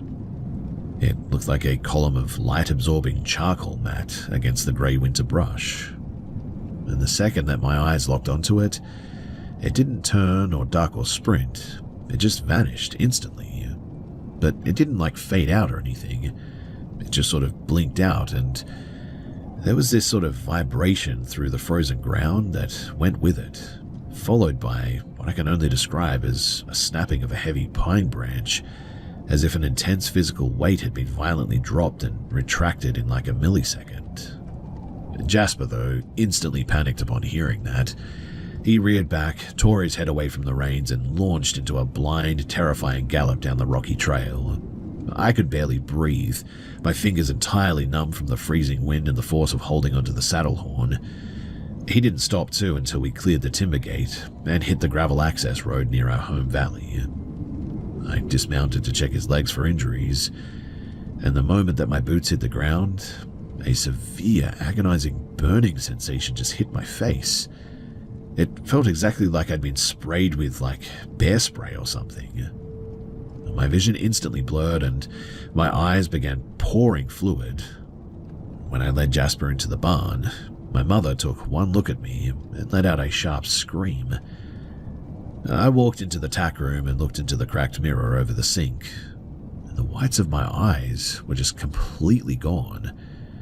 Both of my eyes were just completely bloodshot, like two solid marbles of dark, bloody fluid. There was no visible sign of blood vessels or spots or anything. It was like my eyes had just gone completely colored red. We went to an urgent care clinic in the nearest town the following morning. The physician was completely baffled by it too. There was no foreign particulate in the eyes, no signs of any trauma or anything, and no burns on the surrounding skin or the eyelids. He ran a battery of pressure tests too, but structurally my eyes were functioning perfectly, despite looking like horror movie props. No drops or medications altered the condition too. My eyes remained completely crimson for nearly 7 weeks as well, before the fluid slowly seemed to sort of reabsorb and finally they cleared. The next afternoon, though, my older brother rode out the exact mile marker on the fence line where Jasper had bolted. He took a heavy flashlight with him and spent about 2 hours inspecting the place. He came back completely quiet. He told me that despite the massive sort of thudding sound and the sound of breaking wood that we both heard, apparently, there wasn't a single disturbed pine needle, a broken twig, or a footprint in the soft clay by the fence. The entire thicket was completely pristine. 10 years have passed since that ride. Jasper passed away from old age a few seasons ago, actually, and I've since moved away from the mountain and taken an office job in the city. I still try to rationalize it as some sort of a rare sort of localized pocket of gas or atmospheric charge or something. But whenever the weather shifts rapidly and the air pressure drops before a storm, my eyes still ache to this very day, and I still hear that heavy snap of that branch in the dark timber all these years later.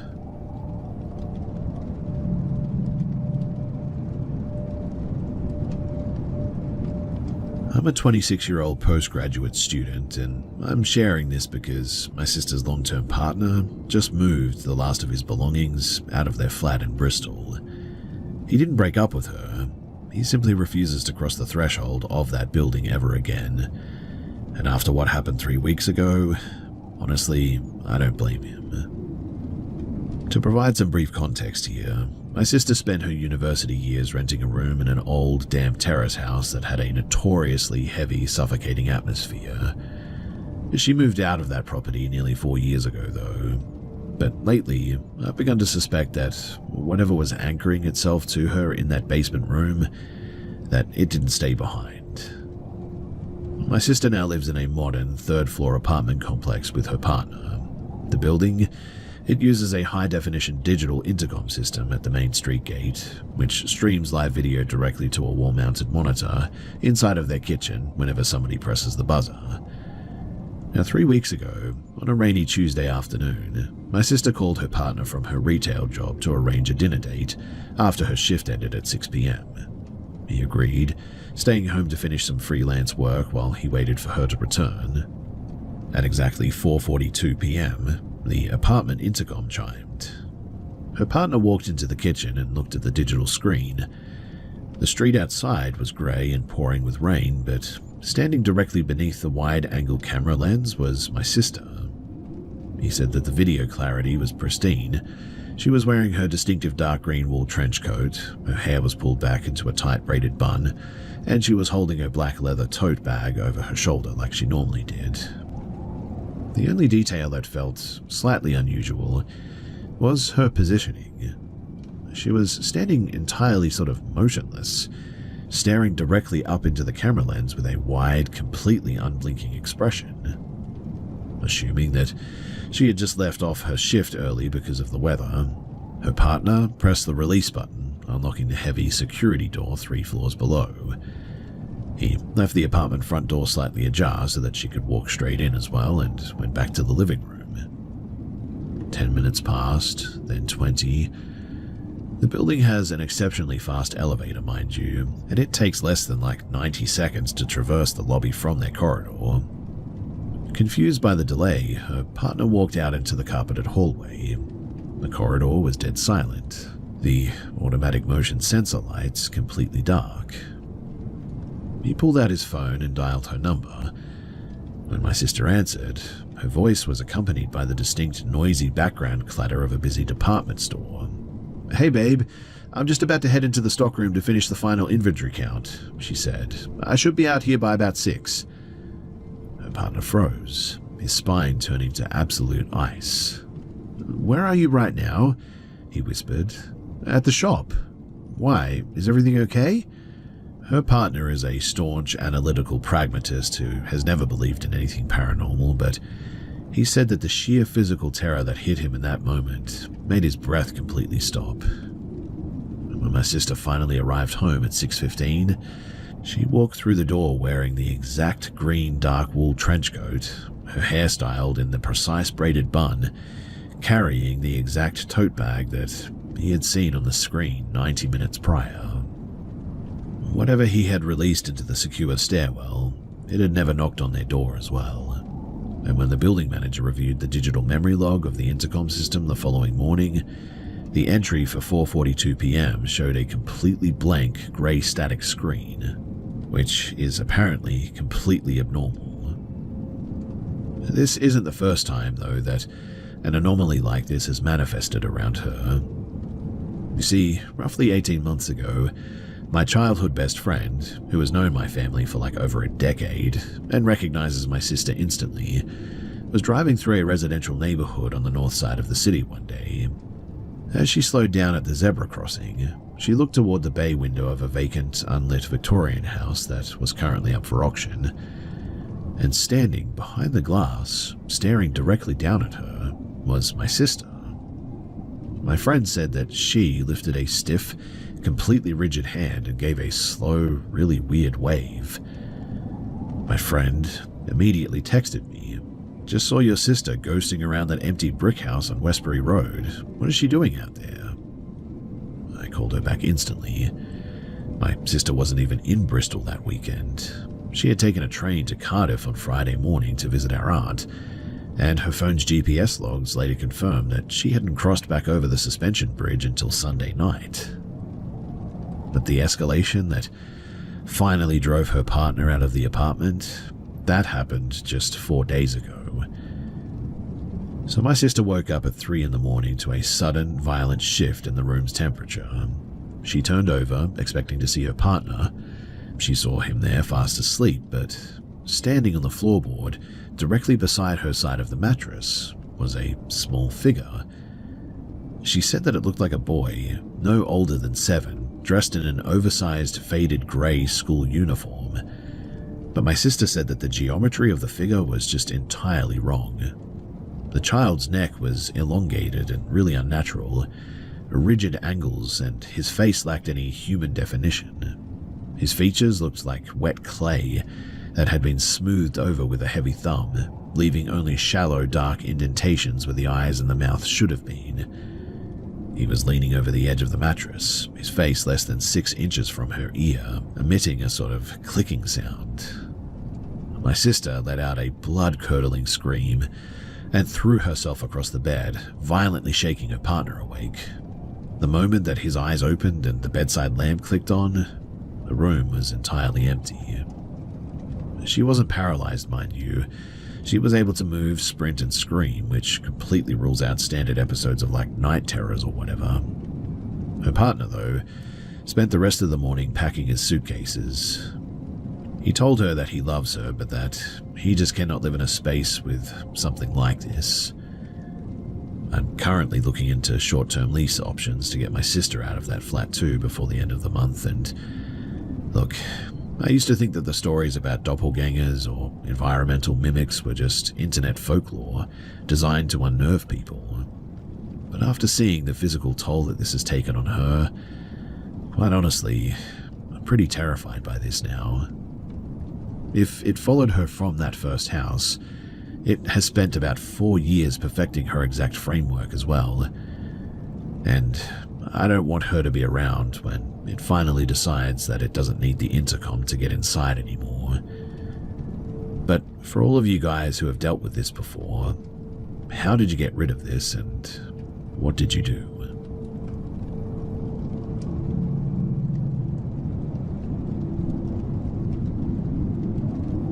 From the ages of about 5 to 15 years old, my family lived in a cold, sprawling flat situated directly above our commercial electrical wholesale business in an industrial pocket of Manchester in the UK. Because the building was designed for commercial storage rather than domestic comfort, the upper flat was a labyrinth of long, uncarpeted corridors, heavy fire doors, and narrow windows that looked out over our gravel yard. As a child, I possessed a permanent visceral dread of being upstairs alone in that place. The place always felt weird there, and my anxiety was so severe that during the winter of 1991, when I was about 10 years old, I refused to use the upstairs bathroom after dark, keeping a literal plastic chemical bucket in the ground floor stockroom because the journey up the stairwell made my skin crawl so much. My childhood, though, was defined by a specific reoccurring night terror for the most part. It wasn't a visual sort of thing, it was more of a sensory wave of just absolute confusion and a feeling of intense clinical anger that wasn't my own. I also became a chronic sleepwalker at the time. I would regularly wake up standing perfectly upright in the pitch-black center of the living room, my hands pressed against the cold plaster wall, entirely disoriented. In the summer of 1993, when I was about 12, the passive dread escalated into 2 distinct physical anomalies.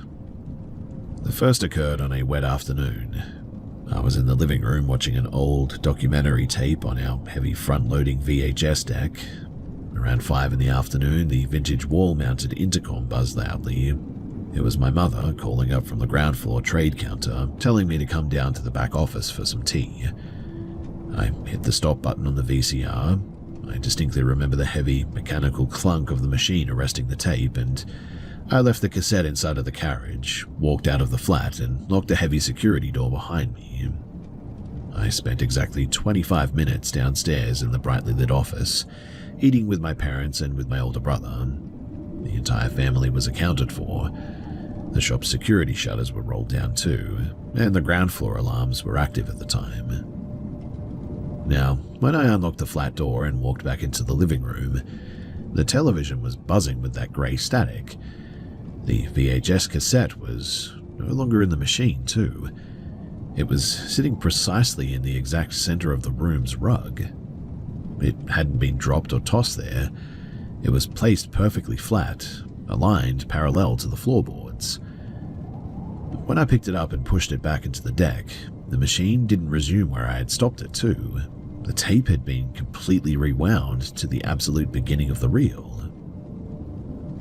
The second incident happened 3 months later in September. It was around 6 o'clock, and because of the late summer light, the living room was flooded with bright horizontal sunshine. I was sitting at the dining table when the heavy timber door leading to the central corridor suddenly just swung wide open. The flat had exceptionally thick industrial-grade carpeting, and that specific door had a brass rising butt hinge that required a deliberate physical push to even move it. Simultaneously as well, a violent wind tore through the room. It didn't feel like an open window. It felt like a massive volume of air was being sort of suctioned out of the flat into the dark corridor. I walked over to pull the door shut, assuming that a fire exit had been opened downstairs. But the moment that I grabbed the handle, the resistance increased like tenfold. The air pressure became so intense that the wood began to groan against the frame. A loud, high-pitched acoustic whistle, like a jet engine turbine at a distance, echoed through the gap. For 2 agonizing minutes, I was literally locked in a full-strength physical struggle against this door, my boots slipping on the carpet as I tried to force the timber back onto the latch. The force, though, on the other side felt immense and entirely, calculated. I was so terrified of what might be standing in the vacuum of the hallway that I kept my eyes focused entirely on the grain of the wood, refusing to even look through the 3-inch opening. Suddenly, though, the whistling sound stopped instantly. The pressure dissolved. The door slammed shut with a concussive bang that cracked the upper plasterwork. I dropped to the floor, jamming my back against the base of the door, and remained there in the fading light for 2 hours, until I heard the familiar sound of my father's key rattling in the front lock. I never did tell my parents. They were pretty traditional people, pragmatic business owners who viewed any mention of the anomalous as a sign of mental weakness, laziness, or craziness. I didn't bring it up as well until, last Christmas, during a dinner with my father. I was asking him about the old Manchester property, which we had sold back in 2015. I casually mentioned how much I hated the layout of the upper flat, and for the first time ever, I told him about the VHS tape and the pressure anomaly in the living room. My father instantly stopped eating too. He looked at me for a long time before leaning across the table. "I never felt anything in that structure," he said, his voice dropping a bit. "But you need to understand who lived there before us. The previous leaseholder, they were an elderly textile worker from Cyprus who spoke 0 English. She spent the final 7 years of her life confined entirely in that back bedroom, the room where your brother and you slept. She passed away in that corner, in a bed, during the winter of 1980. My blood turned entirely to ice, but it was his next sentence that really got me. When we sold the property in 2015, the new owner, a surveyor who converted the upper floor into an architectural studio, called me to ask about the building's insurance history at one point. He told me that his night cleaner had refused to work the contract. She claimed that every Tuesday evening at exactly 5 o'clock, she would watch the distinct silhouette of an elderly woman walk out of her bedroom, move down the central corridor, and stand motionless outside of the living room door, waiting for the latch to click. And apparently, a few times, there was a wrestle over the door or something. Upon hearing that, I could barely contain myself, and I told my dad everything. I still don't know if he completely believed me, but he humored me, and he certainly didn't dismiss anything that I said. I don't know what was in that place or why all that happened. All I can say is that when we moved in 2015, I was glad to be out of there.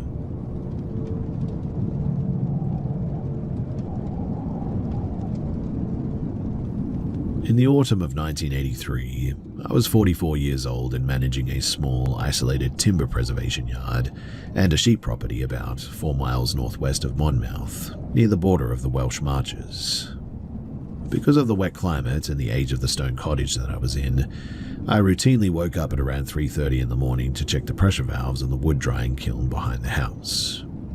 On the morning of October 12th, as I stepped onto the gravel yard, the entire valley was illuminated by what I can only describe as a dense, unblinking crimson glare that completely washed out the tree line. I walked past the equipment sheds and looked up toward the high ridge. 3 identical disc-shaped metallic structures were drifting in a rigid sort of formation less than 50 feet above the canopy. They were completely silent. There was no engine drone, and the surrounding leaves didn't even stir as they drifted downward. These craft were descending toward a decommissioned gravel access track that bisected a thick forestry block nearby. I followed them on foot, keeping low behind a stone drainage ditch. I dropped face down into a wet peat bog about 20 yards from a sharp bend in the logging road. 2 of these things had already settled onto the gravel, while the third was performing a slow vertical descent. It dropped down perfectly straight, settling alongside the others right in front of my hiding spot. The objects were roughly 3 meters in diameter and were exceptionally thick. They looked almost like heavy industrial flywheels, in fact.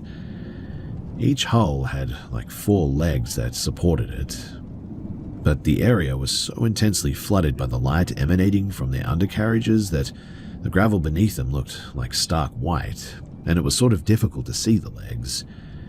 Yet, the illumination ended on a sharp sort of clinical line, about 2 meters from my face, and then just didn't go any further. Around the perimeter of the hulls were small windows. There was no sound of machinery or hydraulics or anything that I could notice. And suddenly, a section of the seamless metal hull on each craft slid open laterally into the internal framework. Then, a short single-tread metal ramp extended downward from the gap. 2 figures stepped out of each vehicle, emerging one by one in a deliberate sequential order. They were exceptionally tall, well over 6 feet, and were absolutely hulking. In fact, they almost looked completely out of proportion, they were so muscular. But it was their movements that made the hair on my arm stand up. They didn't move normally. Every gesture and every stride and every tilt of their heads was executed at like a fraction of human speed, as if they were operating in fast forward. They wore tight, metallic grey suits. Their heads were entirely enclosed in smooth, featureless helmets, with what looked like a horizontal glass visor that completely concealed their faces. Where their ears should have been, the helmets featured these flat discs of dense, cross-hatched wire mesh or something that looked like that. Each one of them carried a heavy rectangular white implement as well.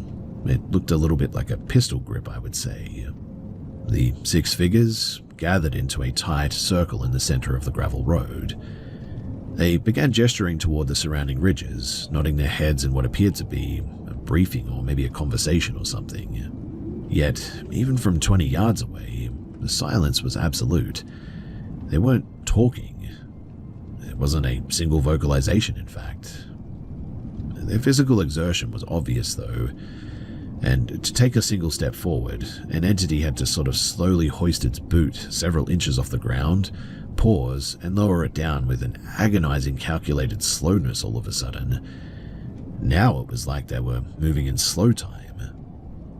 I lay there, though, in the freezing peat, panicking, paralyzed by the fear that their featureless visors would suddenly swing toward me. Through the open hatches of the craft, though, I couldn't see anything but a blinding, featureless white glare that offered zero structural detail of the interior. After maybe 12 minutes, these things began retracing their slow steps back toward the ramps, again moving slowly. They climbed inside with that same agonizing, heavy deliberation, crouching low to clear the narrow frames, and one by one, the hatches slid shut, becoming entirely invisible against the smooth hulls. The 3 craft then lifted vertically to a height of maybe 50 feet again. They drifted horizontally above the tree line at a casual pace before, suddenly, They just took off at an acceleration that is hard to even describe. Within just milliseconds, they were gone, leaving nothing but 3 faint streaks against the low morning clouds. I was now shaking so violently that I could barely push myself out of the mud. When I finally did, though, I ran back to the cottage and barricaded the door. In addition to managing the timber yard and our small flock of sheep, I was also a local magistrate for the county council and served as a lay healer in a small rural parish as well, a role that my family had held in the valley for generations at that point. And because of my standing in the community, I kept the incident to myself for, a long time. I was sort of terrified that the locals would think that I was going crazy. But on November 2nd, during a district council meeting, I pulled the local constable aside and admitted what I had seen in the forestry block.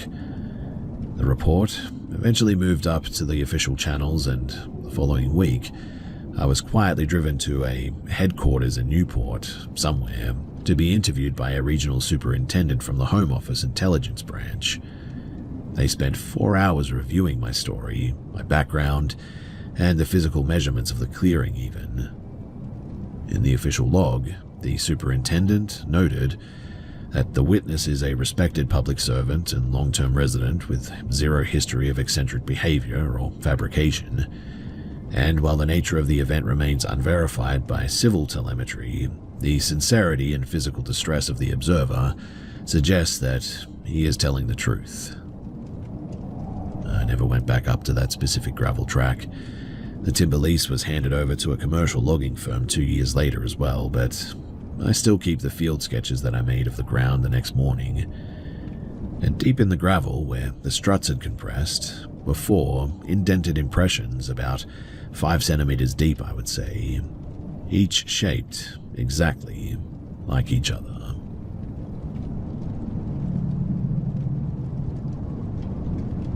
This happened to me a few weeks ago, but it still sticks with me, and it always makes me double check all the locks now. So I was working an overnight security gig. I've been a guard for 15 years, and other than getting into brawls at nightclubs, happens more often than you think, I've had a pretty easy career, minus some contractor stuff that I did in Central America. The night started the same way that they always do as well. I had gotten off my first gig and went to relieve the normal night guard, whose name was D. I arrive and D looks a bit frazzled. He's an old martial arts guy that works the apartment job for the same reason that I do, half off the rent. I walk in and ask him what's up. He says that he encountered a guy by the gate that, quote, gave him the heebie-jeebies. He asked if I would go back to my apartment and grab my carry firearm. I hesitantly agreed because, having worked in this industry long enough, guns rarely lead to good outcomes, but D is pretty scared, so I agree in the end. I go back and grab not only the gun, but my dog, a 120-pound Anatolian Shepherd. I suit her up in a harness and grab her cutie muzzle on the off chance that something does go down. I'd rather have the dog ready to go.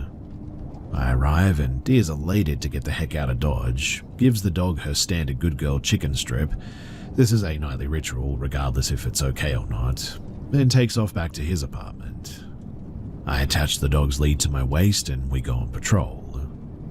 Now, I live in Texas and our apartments are sealed by gates that you have to have the code for, basically. I go and check the first gate and immediately come into contact with the person that D was so worried about. It's 93 degrees out, but this dude is wearing a trench coat with a hood, and before we even get near him, the dog starts going absolutely ballistic, hackles up in between my legs, snarling like some sort of feral monstrosity. I give her the command to chill and she does, but what bothers me is the dude doesn't even flinch. I mean, most people see a dog that big barking and snarling and insist upon being no part of whatever it is the dog is protecting, in this case me. At this point, I step forward and initiate contact. "Hey buddy, how we doing? You alright?"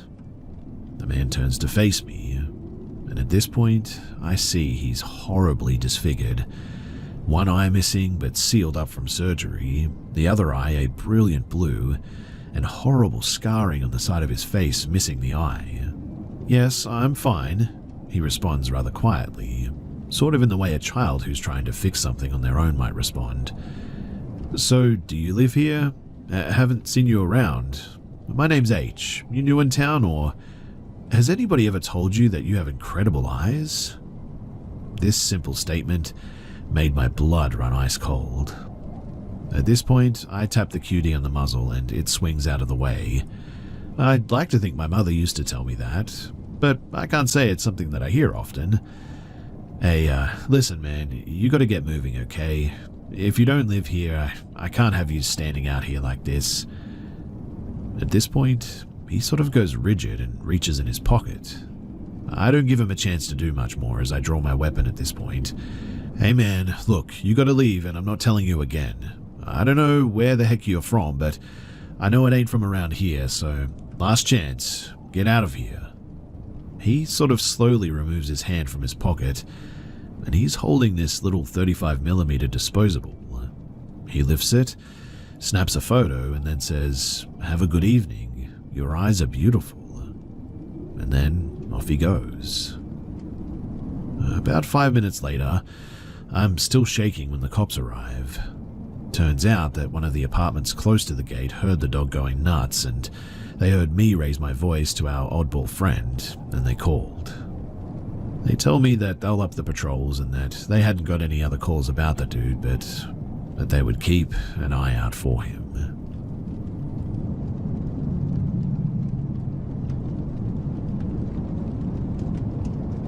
So my wife and I had a couple of creepy incidences, and this one happened near Hope, BC, way up in the mountain.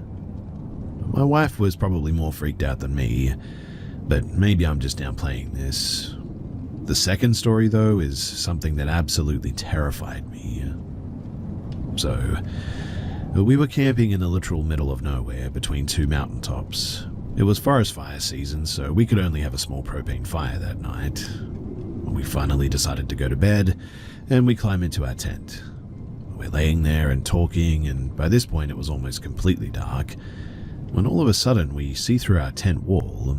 It's not see-through, by the way. A glowing purple ball that starts where I assume was the tree line, and then up into the sky, and we could hear a light buzzing sound, and then it went silent. I grabbed my rifle and went outside, but I didn't see anything. In fact, it was almost as if nothing had happened. I chalked it up to a power line that had broken, but we've both explored that area earlier in the day for fun, and I can assure you that there were no power lines for, well, I don't know, there's just none really there. There's also nothing on Google Maps either, but that one is not that creepy sounding, I'll admit. But in the moment it was a what the heck is that sort of thing. My wife hasn't camped in a tent ever since then, and that was like 7 or 8 years ago. This next instance happened about 5 years ago. My wife and I flew down to LA and rented a camper van and drove it east to go to Zion, Bryce, and Dead Horse, I think it's called. But we were on our way to Moab from Bryce Canyon, and I was on the highway. I can't remember exactly where, but somewhere in Utah. I've planned our trip based on where we would camp each night.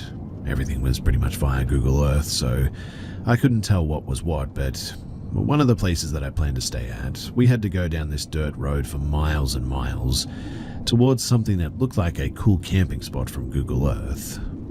We get to the spot, and the thing that I saw on Google was a cool giant, and I mean a massive rock boulder, a very small mountain in fact, more like a giant hill I guess, kind of growing into it. We set up camp there. The ground was untouched and it seemed like no one had ever been there before because the dry soil was very soft, and you would leave deep footsteps in the dirt and there were no tracks anywhere, not even animal.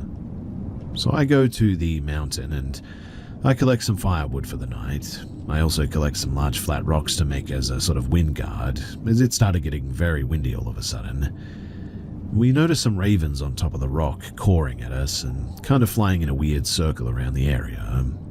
We joke about how maybe this is a warning, and how it reminds me of the Halloween episode of The Simpsons where Bart is a raven. Anyway, we eat and we go to bed. At some point, though, I wake up in the middle of the night sort of randomly, and my body is covered in goosebumps, and my hair on my entire body feels like it's standing up.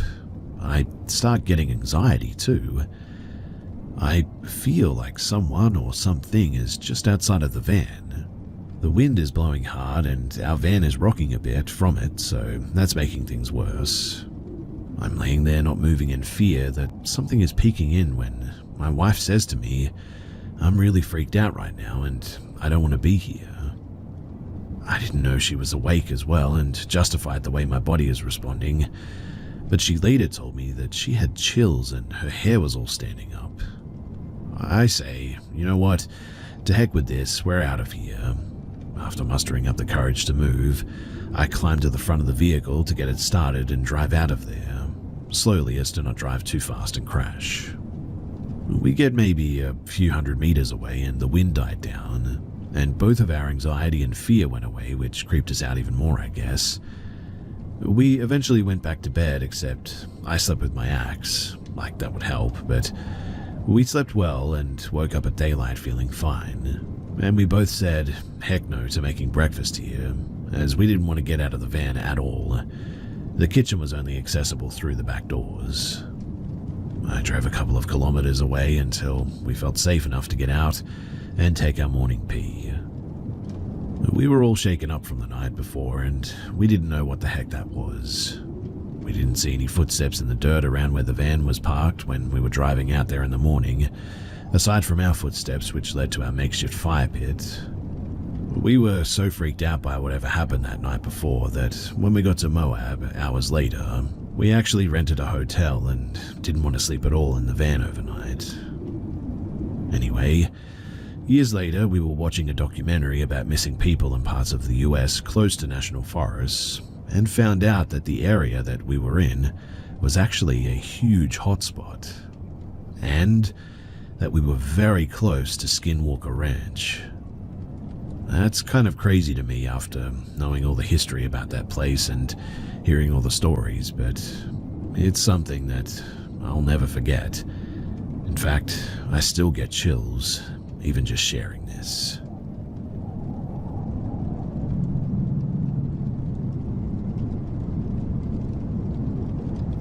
I never thought living alone in a dorm hall could be so unsettling. When I first moved in, I was the only resident on my floor, which was strange but not something that I dwelled on.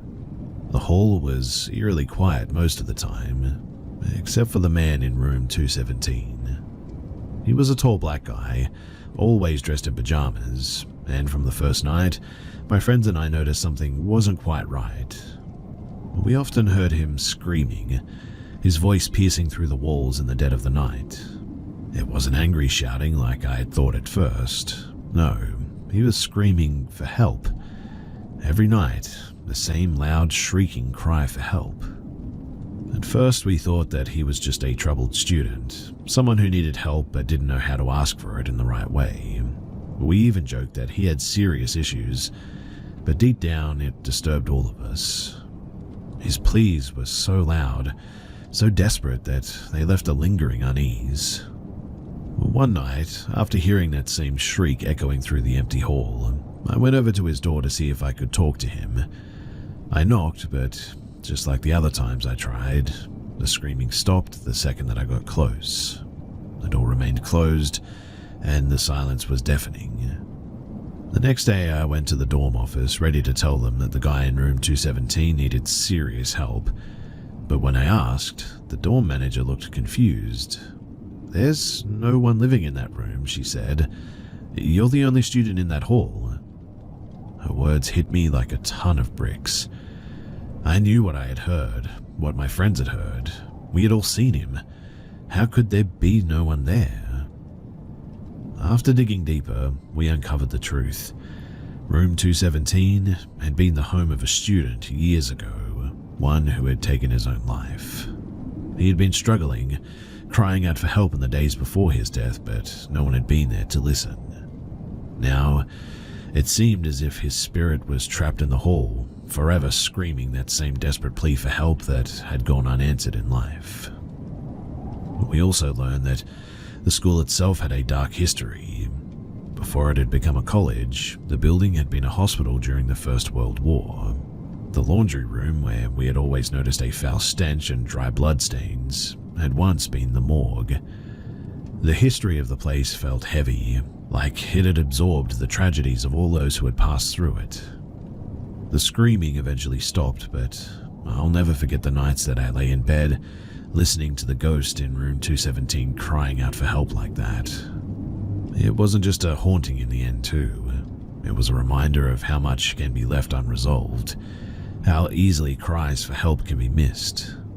And in that old haunted building, his was a voice that just wouldn't let anyone forget.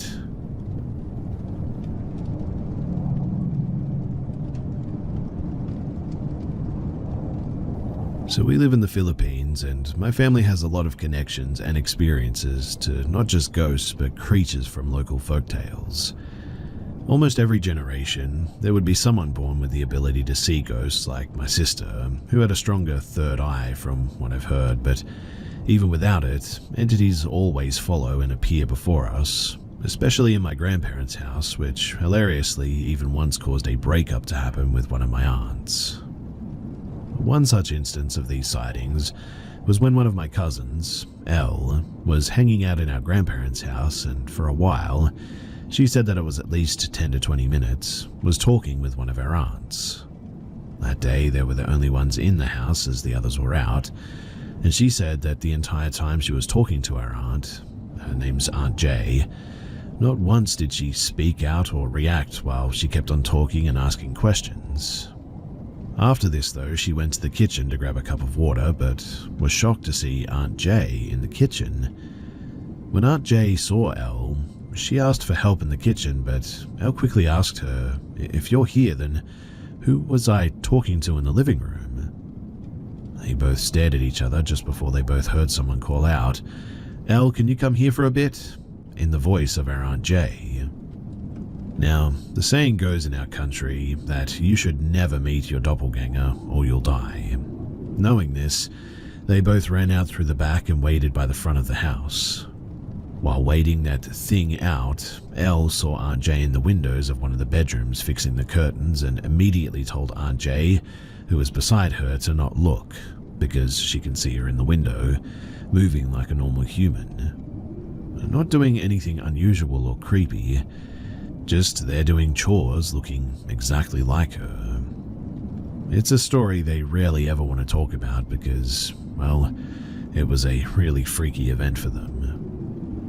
This is the exact same aunt, though, who, in her childhood, while sleeping with her sisters, saw a man with skin as black as coal with blood-red eyes looking at her through a window. She screamed and woke up her sisters, and they also saw what had scared her. My grandparents thought that it was some creep, but when they ran outside, machetes in hand, it dawned on them that the window was at least 2 meters off the ground, and no one in our town, or possibly even the whole city, could look or be that tall. Our great-grandparents had connections with authorities to the point that my grandmother never had boyfriends since the police always were watching her, so they would have known. The window was by a tree where the stories are told that is the house of different kinds of entities, especially of an unbelievably tall man, skin as black as coal, smokes a giant cigar, and would take, in some stories, kids, women, and in some rare cases, even young boys.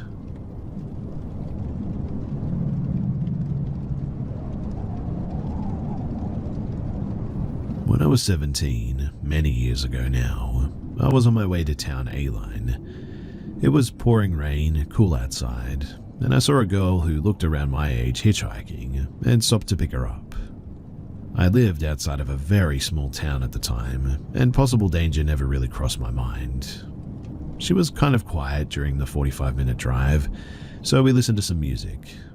When we got to town, she had me pull over at the gas station, and she pulled out this huge knife from her backpack, laid it on her thigh and said, "And I will never forget this. I was going to kill you and take your car, but you're a sweet kid. Don't ever pick up hitchhikers." Then she just got out of the car and walked away. I have never been so shocked and terrified in my entire life, and I've not picked up another hitchhiker since.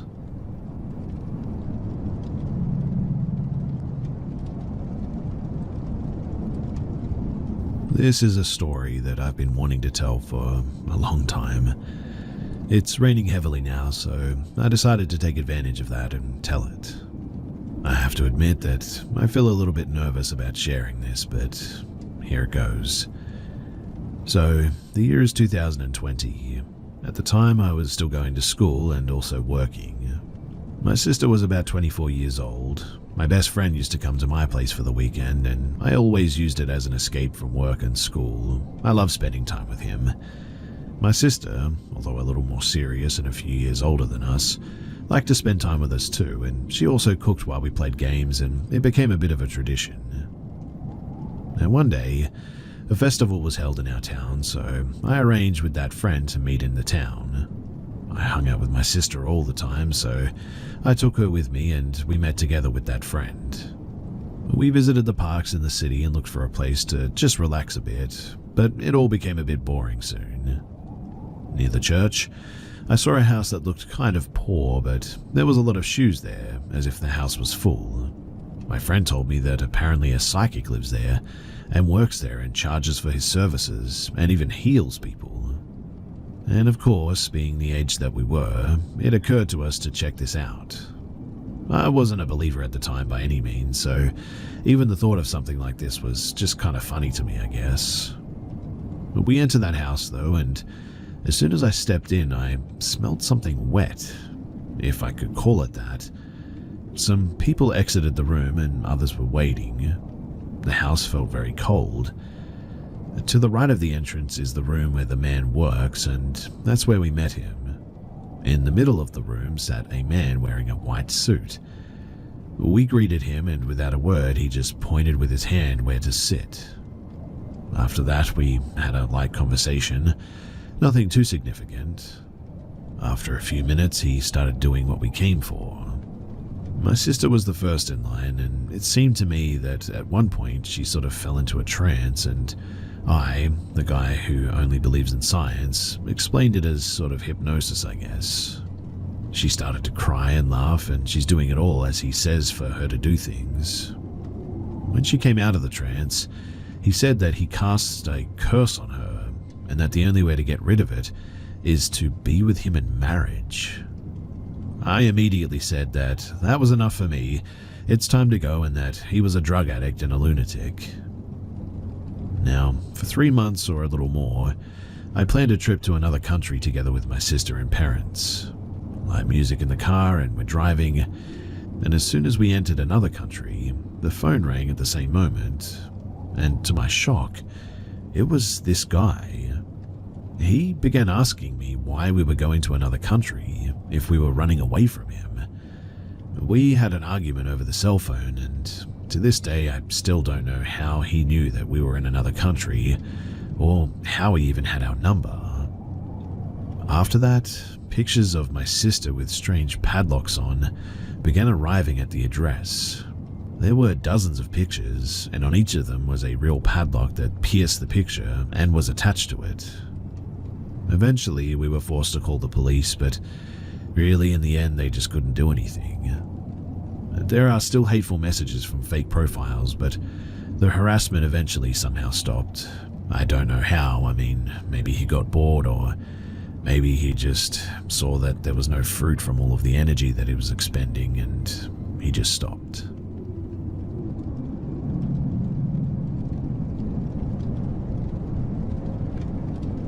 Nine years ago, I had met a person that to this day I still wish I never did. I was an isolated, bullied, and depressed 8th grader, with the added state of being a plus-sized kid in a sports-centric town. So basically, I was beaten and ridiculed on a daily basis.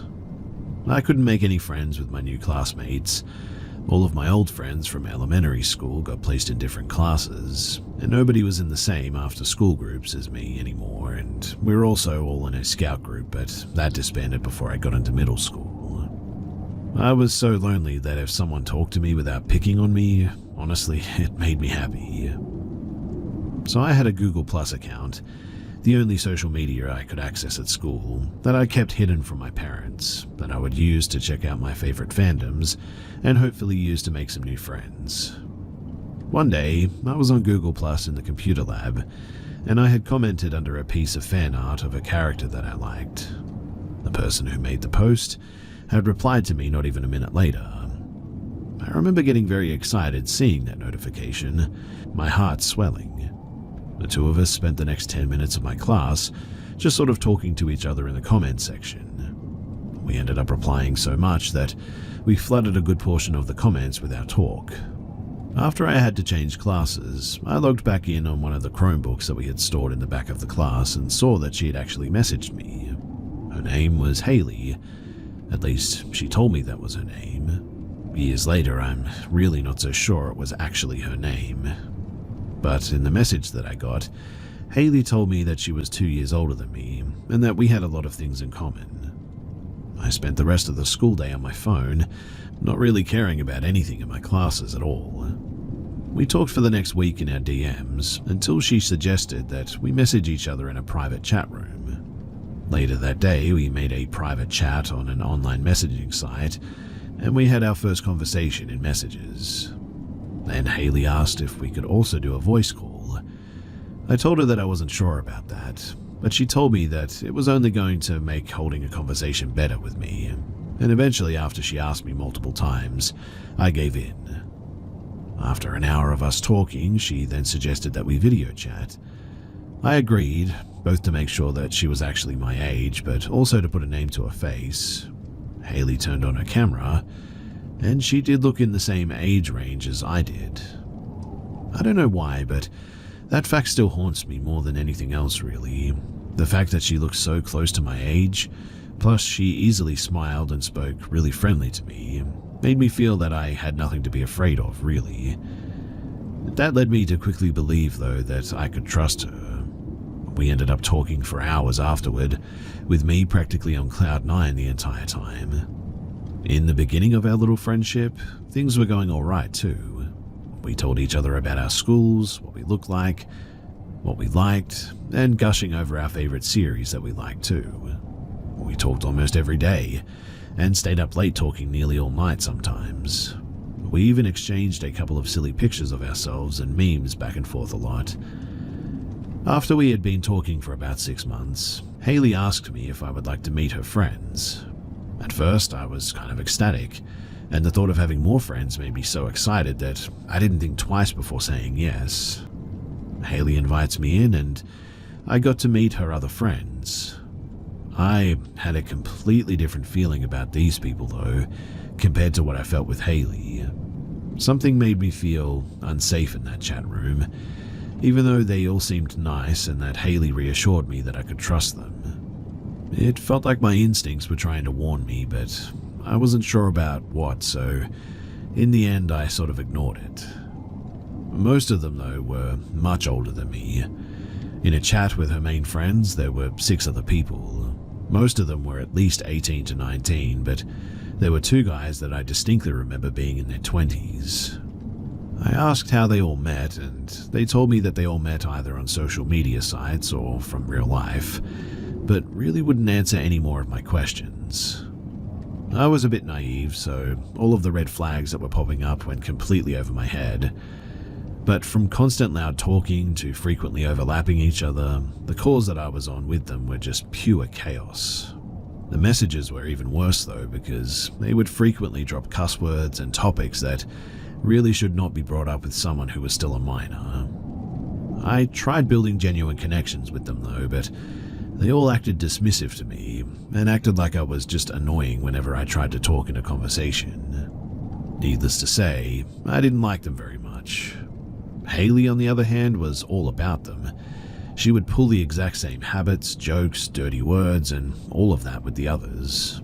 They could say something super problematic, but she would be laughing right along with them. I was shocked by this version of Haley because she never acted like this with me when it was just the 2 of us. We still talked a bunch, but slowly she was talking to her other friends more than she was with me. At first, I thought that it was fine. But the more she ignored my messages or didn't pick up my calls, the more I got bothered by this whole thing. When I called to confront Haley about blowing me off, she just went ballistic on me too, saying that I was being selfish and that I didn't want her to talk to her other friends because I was jealous. I explained that that wasn't true, but she just wouldn't listen, and then she hung up on me. Haley then ghosted me for almost a month, leaving me worried and upset over what had happened. When she started talking to me again, I was so emotionally distraught. I was crying on our first call and apologizing for what I said the last time we talked. She told me that it was fine. She just needed some time alone and that she would talk to me a bit more. And indeed she did, although not exactly what I thought she would do. Haley began to tell me that she had depression and that was the reason why she wouldn't talk to me for a month. I didn't judge her about it and just said that whatever she needed to talk about, that she could come to me. This led to her trauma dumping on me nearly every day, talking about her terrible home life and how bad her relationship was with her mum and how much she hated herself. I was there to offer an ear and some kind words whenever Haley called or messaged me about it, but this quickly became part of a routine. Almost daily, in the middle of us having any kind of conversation, she'd begin complaining about anything happening during her day. If not that, it would be about how ugly she thought she was, or how much her life sucked and wanted to end things. The last one freaked me out a lot though. I was worried about her because we lived in different states and I couldn't help her in person. Every time she would become self-deprecating, I would say otherwise, giving her compliments and words of affirmation for so long my throat ached and felt raw. And then, just as fast as she'd bring it up, she'd drop that conversation and we'd talk like we were before. Haley also began calling for long periods of time and messaging me late into the night. Phone calls would stretch for hours at a time and her texts would come in until like 3 or 4 in the morning even. The thing was that it was mainly her talking now. Like every phone call, she'd take over the conversation. If I didn't message her back quickly enough, she'd spam multiple texts back to back faster than I can read them. I would try to end them myself, but every time I would try, Haley would chastise me for wanting to leave our conversation when not long ago I wanted to have her attention. She basically guilt-tripped me back into talking to her, and honestly it worked. Even if I had lost interest in our talks, or didn't want her to message me during class, I would still let her talk and reply. At least I still had her attention though, and she still wanted to talk to me. This all went on in a cycle for 2 years, and it left me feeling more anxious and exhausted than anything else ever did. It felt like we had nothing in common anymore, and she either ghosts me for a week or spends the entire weekend texting me non-stop. The topics of her self-worth have also gotten worse. They escalated to her messaging me goodbye or I can't live like this anymore, without responding to any of my following messages or calls. Alongside of that, she would send me pictures of her, marking herself, telling me about how it felt to do it. The sight of those messages would send me into panic attacks, and every time I would panic and message her afterward, I would be sent into tears. Not only that, but the group chat with her other friends got worse.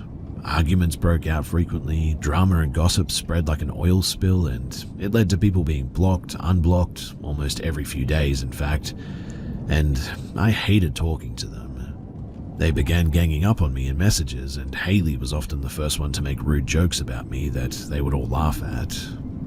I began getting sick of it, and would stop messaging and calling both Haley and her friends, despite her begging me to. One late night though, while the group was in an argument over text, I hit my breaking point.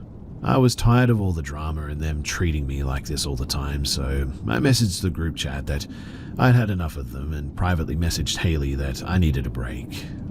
Then I left both chat rooms, blocked everyone that I talked to, deleted my messaging account, and deleted the site from my computer's history. Once it was all over, I honestly felt like I had been freed from some kind of prison, and all I could do was cry in relief and euphoria over the whole thing being over. But here's the creepy part. So I later found out that all of the pictures that Haley had sent me, that they were all stock images and photoshopped. I also found out from a bit of digging through her background, a lot of things just didn't add up. For instance, I learned that she was actually a lot older than what she originally told me, at least 6 years older than me in fact, meaning that when we first met when I was 14, she was at least about 20 years old. Many things from our interactions still haunt me, especially the pictures of her marks and her scathing, self-deprecating messages. In fact, for almost 3 months I would have nightmares about Haley getting back in contact with me and what she would say or do to me. I have better friends now, and I'm absolutely certain that I'll never have to hear from Haley again, but sometimes I still wonder who that woman really was, and what was it about me that she was interested in. Hopefully I won't ever have to find out, but I was lied to a lot by that woman. And now that I'm older and I look back on the whole thing, that whole situation was not okay and extremely creepy.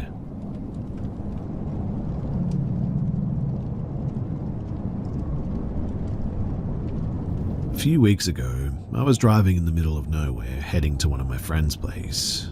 My wife was sleeping next to me, while my teenage daughters were watching a movie in the back.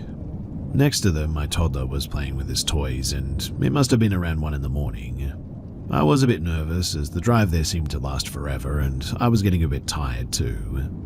The dirt road with no lights gave me chills as all I could see around were only fields. The road had many holes, and I was trying to avoid them as best as I could. I was very focused on that when I saw in front of the car a luggage bag. It was in the middle of the road on my side. On the other side was a car parked facing us. The car was completely in the dark, as there were no lights inside or outside of it. I didn't want to drive over the luggage, so my first instinct was to go out and move it. Man, was I lucky though that my wife was with me that day. She grabbed my hand and indicated to me that something just wasn't right. One person was in the field, looking at something on his phone, the reason for which my wife saw him in the first place. I turned the car around and I was ready to leave this road when 2 people jumped in front of us from the field. There was no space on the road, so I couldn't go without harming them. 2 people were in front of my car now. There was also the luggage bag, a car, and the person checking their phone in the field behind us. I didn't know what to do, so really I did the only thing that I thought of. I just turned around again, facing the luggage, and just drove over it. Fortunately, there was nothing inside of it to damage my car, so we got out of this situation unharmed. We eventually arrived at my friend's house, and everything was fine after that, and we had a great time there. But I still get chills when I think about this incident. I mean, the whole thing was pretty obviously a setup, and if I had gotten out of the car, what would they have done?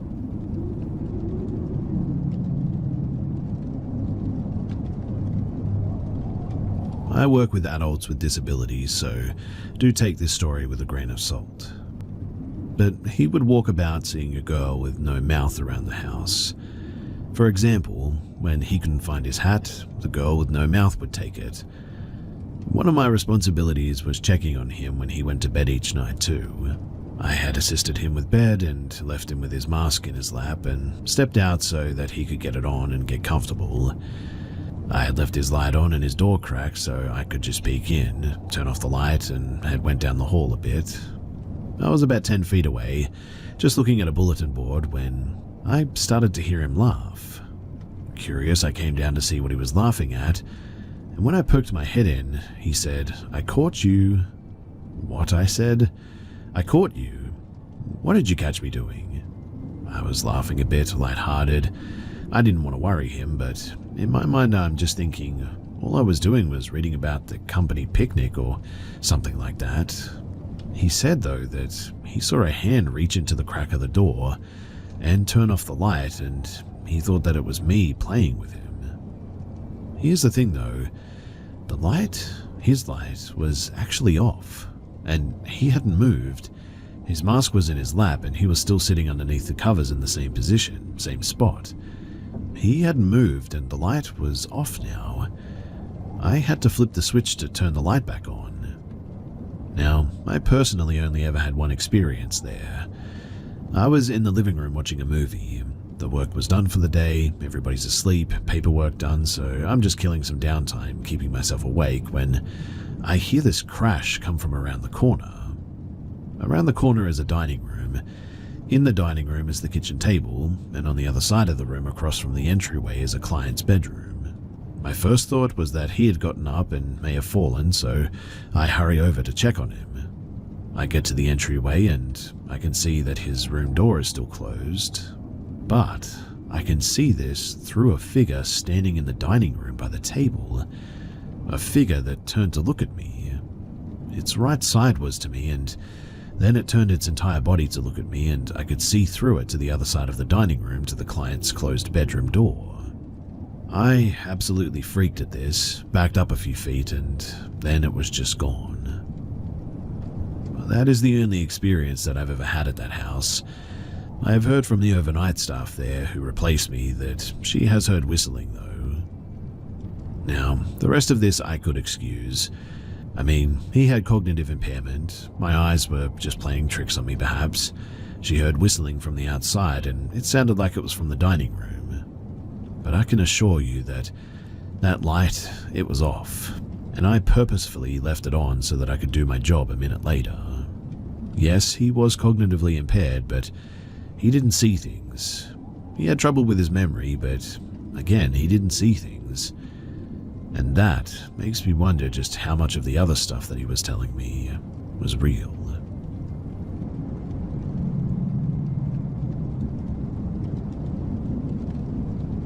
This story takes place in 2020, before the pandemic started. I had been working as a package delivery driver for about a year at this point. During this time, the area that I worked in included the downtown area of Fresno, California. Like many cities, our downtown area was not the best place to be day or night. Growing up near the area, I was no stranger to the rough environment that I was working in. After dealing with shootings, the homeless, drug addicts, and drug dealers, it was easy to say that it would take a lot to freak me out. I have had some other strange events happen to me in my life, some things I can't even really explain, but none of that was enough to prepare me for what happened on this day. So I had made good time on my route that day, as I had begun to grow accustomed to the monotonous area. The thing with package delivery too is that after a few weeks, you realize that it's always the same place that receives packages. Today was a little different though. I had been given a package for a church on a busy street that I had never been to before.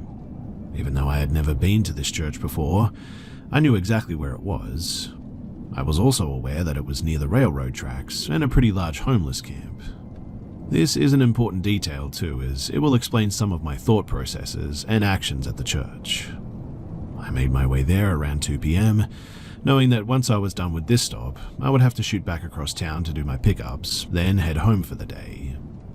So, as I arrived, I grabbed the package, locked up my truck, and made my way to the entrance of the church. Now, something to note here is that I am not a very religious person at all. Was pretty much force-fed religion my whole life, and going to churches is not something that I'm really that fond of. I usually feel uncomfortable at any church, so the feeling of not wanting to go inside was not uncommon to me, but I had a job to do.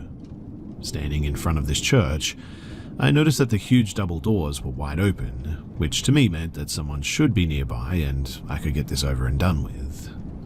Normally, though, I would have found this a bit strange, as it is a rough area after all, but it is a church too. Maybe they left the doors open to allow people who needed help to come in. I don't know. In any case, I made my way inside and was greeted by a giant mirror from floor to ceiling and 2 more doors on each side of it. Looking around this small entrance area, I was expecting to run into someone fairly quickly. However, the place seemed, well, deserted. I decided the best thing to do at this point was to call out and let whoever was there know that I was inside the building. Typically, I did this to avoid startling someone, especially down here. and as I waited a minute or two with no response, I figured that maybe whoever was here just couldn't hear me from where they were. Spending more than a couple of minutes at any stop could cause a ripple effect for the rest of the day, so I decided that I would walk around looking for, well, anyone. I decided that I should start with the doors that were right in front of me, figuring that this was the main part of the church and a good place to start. As I attempted to open the doors on both sides of the giant mirror, I found them to be both locked. I looked through the small glass windows and just saw rows and rows of chairs and a main stage area. Deciding to head left toward a small entryway, I realized that the two doors in there were the bathrooms. I knocked on both doors, hoping to hear some response, but was met with silence. As I returned to the main area, straight ahead of me was a dark hallway that I could barely make out that made a left turn at the end of it. At this point, being the only way to go, I decided that maybe the office was that way and it was the only place left that I hadn't checked. I made my way down the hallway, still calling out, hoping for any sign of anyone in the building. But as I approached the left turn of the hallway, the darkness seemed to swallow any and all light that attempted to make its way down that hallway. It was now, too, that I began to feel a sense of danger and a small tingling feeling that you get when you can sense something just isn't right, but ultimately chalked it up to just the darkness being a little bit creepy. At this point, I decided that it may be best to pull out my phone and use it as a flashlight since I couldn't see one foot in front of the other. Drivers aren't allowed to carry any type of weapons, but at least I had my phone out. As I turned my flashlight on and held it out, I noticed multiple doors all closed. I should have realized that this wasn't a good idea, but the work ethic in me said keep going and we get to drop this off and get out of here. As I continued forward, still announcing my presence, I reached the end of the hallway and noticed a door on the right with just the smallest amount of light under the door and a sign on the door saying courtyard. Figuring that this is why no one had responded to me, I went through that door. Upon entering the courtyard, I was greeted by the brightness of the sun and a bunch of dried up flowers. As my eyes readjusted to the sunlight, I noticed that this courtyard was enclosed by a fence, so the only way in or out was the door that I came from, and another door that was staring right at me, straight across from me. To my disappointment, I was the only one standing out here. Figuring that since there is another building, surely whoever was here had to be in this other building. Not knowing what to expect in this other building, I approached the door and began to knock on it. Again, though, I was met with no response and decided to open the door. When I opened the door, the darkness that was waiting for me, ready to embrace me again like an old friend, was there again. Hesitating to enter, I called out a few more times to make my presence known, but silence again. Returning to the darkness, I immediately retrieved my cell phone, luckily with the flashlight still on. The hallway was a sort of T-shape, meaning straight ahead of me was a fire exit, with an indication of the faintest red light above the door and another hallway on the left. With my light, even more dim than it was in the other building, I made my way, still calling out. Reaching the left turn on the hallway, I could make out, door after door, that they were all closed from as far as I could see. Knowing that I was reaching my own limit of being in this place, I decided to call out one more time. Expecting more silence, I stood there in the silence, waiting and listening. As a few seconds passed, I had decided that I'd had enough of this place now, when a loud clatter could be heard somewhere in the building. Instantly, my body tensed up as I remained still holding my flashlight down the hallway, the fear that I had been ignoring now reaching an all-time high. Within a few more seconds, I heard something slam seemingly even closer to me than the clatter had been. I even thought in my head, yelling to leave now, but my body was frozen in fear. Another slam even closer than the last brought me back to reality, though. The fear had finally won, and whoever or whatever was in here was getting closer to me with every second that passed, and I wasn't going to stick around to find out what it was. Running out the door that I had come in from, the blinding sunlight had never felt so welcoming. I knew that I couldn't stop yet, though, because whatever made that noise in the other building was probably even closer now. I gave up trying to reason with myself that it was an employee and settled on some homeless or drug addict that had broken in and made their way back in there. Either way, I wasn't going to sit around and find out who this person was. I knew that I needed to make my way back to my truck, and I would just explain to my boss later that something weird was going on, and so I left. With my adrenaline still pumping, I ran to the other door and made my way inside the first building to make my way out. As the door behind me closed, I didn't bother to reach out for my phone, knowing the walk to the main entrance was only a short distance from where I was. As I began making my way down the hallway, my mind telling me to get out now, I was hit with what I can only describe as complete dread. I have experienced fear before, but this was something on a primordial level. Like, everything inside of me went off like alarms and my body had completely tensed up. A feeling as if something had grabbed my shoulders, my legs feeling weighted as if I was trying to walk through knee-high water in a swamp or something. I was met with an increasing amount of dread and sorrow that overwhelmed me to a point that I knew that I couldn't handle it much longer in this dark hallway. And then, all of a sudden, all I remember is I woke up in my truck, in a random neighborhood about half a mile away from the church, and I was covered in sweat and I was crying uncontrollably. I felt terrible, as if every ounce of happiness had been drained from me, replaced with just hopelessness and sorrow. I began checking for my phone, and as I pulled it out of my pocket, my flashlight was still on. Which means that whatever happened to me, it did happen, and it wasn't some bad dream, confirmed as well by the package sitting in my passenger seat. As I accessed my phone to turn off the light, I then noticed that it happened to be 3 p.m., which means that I had lost an hour of my life with no memory of leaving the church or driving my truck to the location that I was currently in. Not knowing what to do, I called my girlfriend, wife now, and tried to explain to her what had happened. Speaking with her, I could feel the sorrow and the hopelessness leaving me, and I was finally able to get a grasp of my emotions and stop crying. I reached out to my best friend as well via text, since we worked together, and tried to explain it to him as well, since he had had some encounters in his life as well, and I knew that he would understand, or at the very least, hear me out. I have never stepped foot in that place since that event. I have driven past it, been near it, but I never had another delivery there again.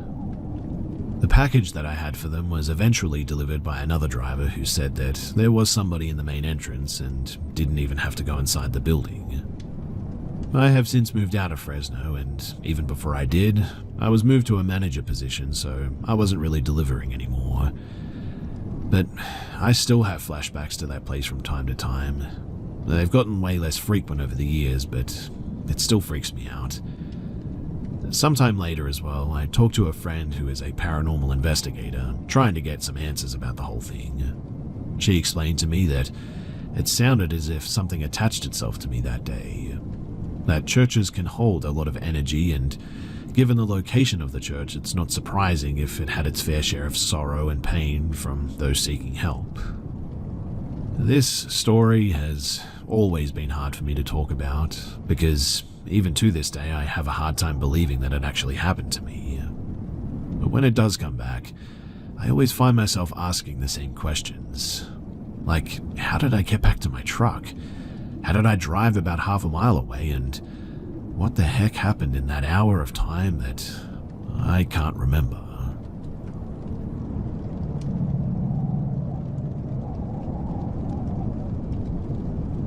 So, I'm into LARPing, and for those who don't know what that is, we basically spend the weekend in the woods dressed as medieval fantasy characters and interact with each other.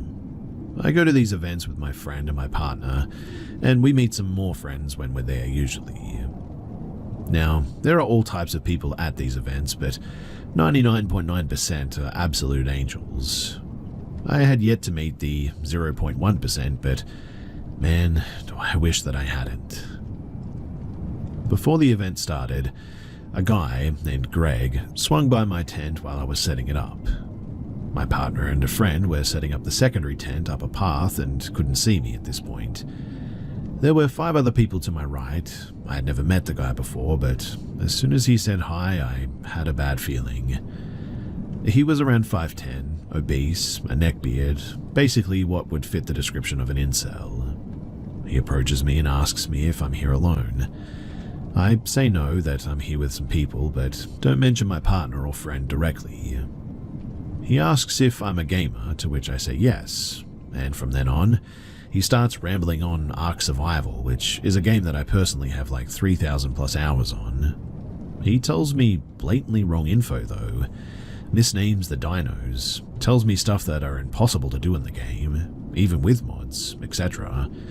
And every time that I correct him, I can see that he looks to be getting even more annoyed. I end the conversation saying that I have to go back to setting up the tent, and he leaves. Fast forward to around 10 to 11 p.m. The event has started, which means that any mention of the real world, such as cars, TV, pop culture, etc., is forbidden by a rule called decorum. We're playing a campfire game with my friends and my partner, and the guy comes by to sit with us. He sits next to me. I move over. He scoots closer, I move over, and he scoots again. Eventually, I get up and sit next to my friend, and as we play this game, he keeps referring to the real world and to the video game, so we tell him either to leave or to make an effort and speak properly, and he chooses to leave. Now, the next day I go up a trail for fake hunting or gathering resources. As I come back down towards the village, in the middle of the woods with no camps that I can hide in, he's there waiting for me on the trail. He then asks if I would like to go and get a coffee or something sometime, to which I answer, no thanks. As we go down the trail, I tell him that I have to collect plants for my potions, so if he could excuse me, I'll be going back to the village to leave my bow and collect my basket. I'm walking pretty fast. He follows me though, grabs my arm and tells me that I could come with you. You, me, alone in the woods looking for plants. That's like the perfect scenario. I freak out at that and walk very fast down the trail to the village. My neighbors see me and they look very concerned. They ask if I need help and I tell them, in an honesty way, which is a code to say take me seriously, this isn't part of the game, that this dude is being extra creepy and following me. They take their weapons, foam weapons, and tell him to get lost before they carve him a new one. I stay with them for a few minutes before chilling with my friends. Night eventually comes and we're having fun, stuff is happening in terms of fighting and encounters. Then at around midnight, I decide to go to the bathroom. At that point, I haven't seen this guy since around 7 p.m. As I come back from the bathroom in complete darkness, this guy jumps from a bush and pins me against a tree all of a sudden. He tells me that he's not proud of me, that I've been leading him on, that he doesn't understand why I would hold another guy's hand and hug 3 other guys but not him. I tell him that I hold my fiance's hand and I do hug my friends, but he's neither. I also tell him to stop this, in all honesty, to which he answers, but what if in all honesty I just want a little kiss, huh? Just a little kiss and then you can go. I yell no and try to hit him to get away. My friends, who were right on the other side of the bridge separating us, heard me scream. They took their weapons, called upon my neighbors, and around 10 people came careening down the bridge to help. The guy let me go and turned to my rescuers, saying that he was just interrogating me for information concerning the demons, our foes. My friends, who have seen this guy being a jerk before, tell him not to move, that they're going to get the owner of the LARP to deal with him. He tried to dissuade them, but my neighbors tell him to sit down or he'll be visiting Death's altar before he can move. I'm taken away by my fiancé, who is very worried and concerned about what had happened. The owner comes and I explain what happened, and he takes Greg outside the play to discuss. And from what I heard, he was kindly asked to not come back for any future events.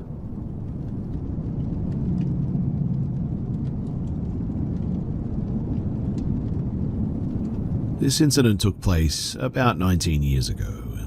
I was 16 when it happened, and I was living with my dad, just us. So fast forward 3 years, my dad and I were sitting in our freestanding garage smoking cigarettes and just shooting the breeze. We started exchanging stories and he came at me with one that I had no recollection of, and I mean zero. While he was telling me the story, I actually thought that it was about someone else because I honestly didn't have access to the memory at the time. Here's what my dad said. So, remember when I was sitting in the living room around 8 p.m. watching TV and all of a sudden I started hearing screaming? I mean like screaming, top of your lungs type stuff.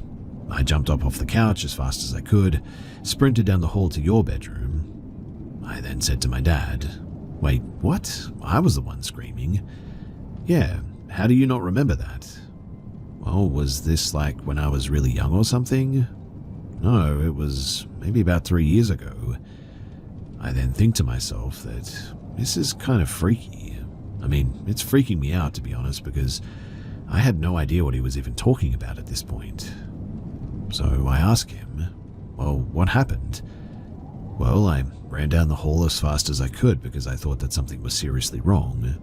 The weirdest part was when I tried to open the door, I physically could not turn the doorknob, no matter how hard I tried, like somebody was holding it from the other side. After about 10 to 15 seconds, I was finally able to open the door. I went in and I turned the light on and you were standing on your bed, leaning into the corner of your room, just screaming with a horrified look on your face. After a few seconds, you seemed to snap out of it and realize that it was just us and you were okay." "What did I tell you happened?" "Oh, you said that there were all these things in your room with you." It was at this point when the memory vividly came back to me and my eyes watered instantly. On my end of the story, I was sleeping and I woke up to all of these tall figures around my bed. I would say that they were at least 6 feet tall, black robes with hoods pulled over their heads, and just blackness inside the hood. I don't recall seeing any distinct faces, but they were shoulder to shoulder, literally standing around my bed.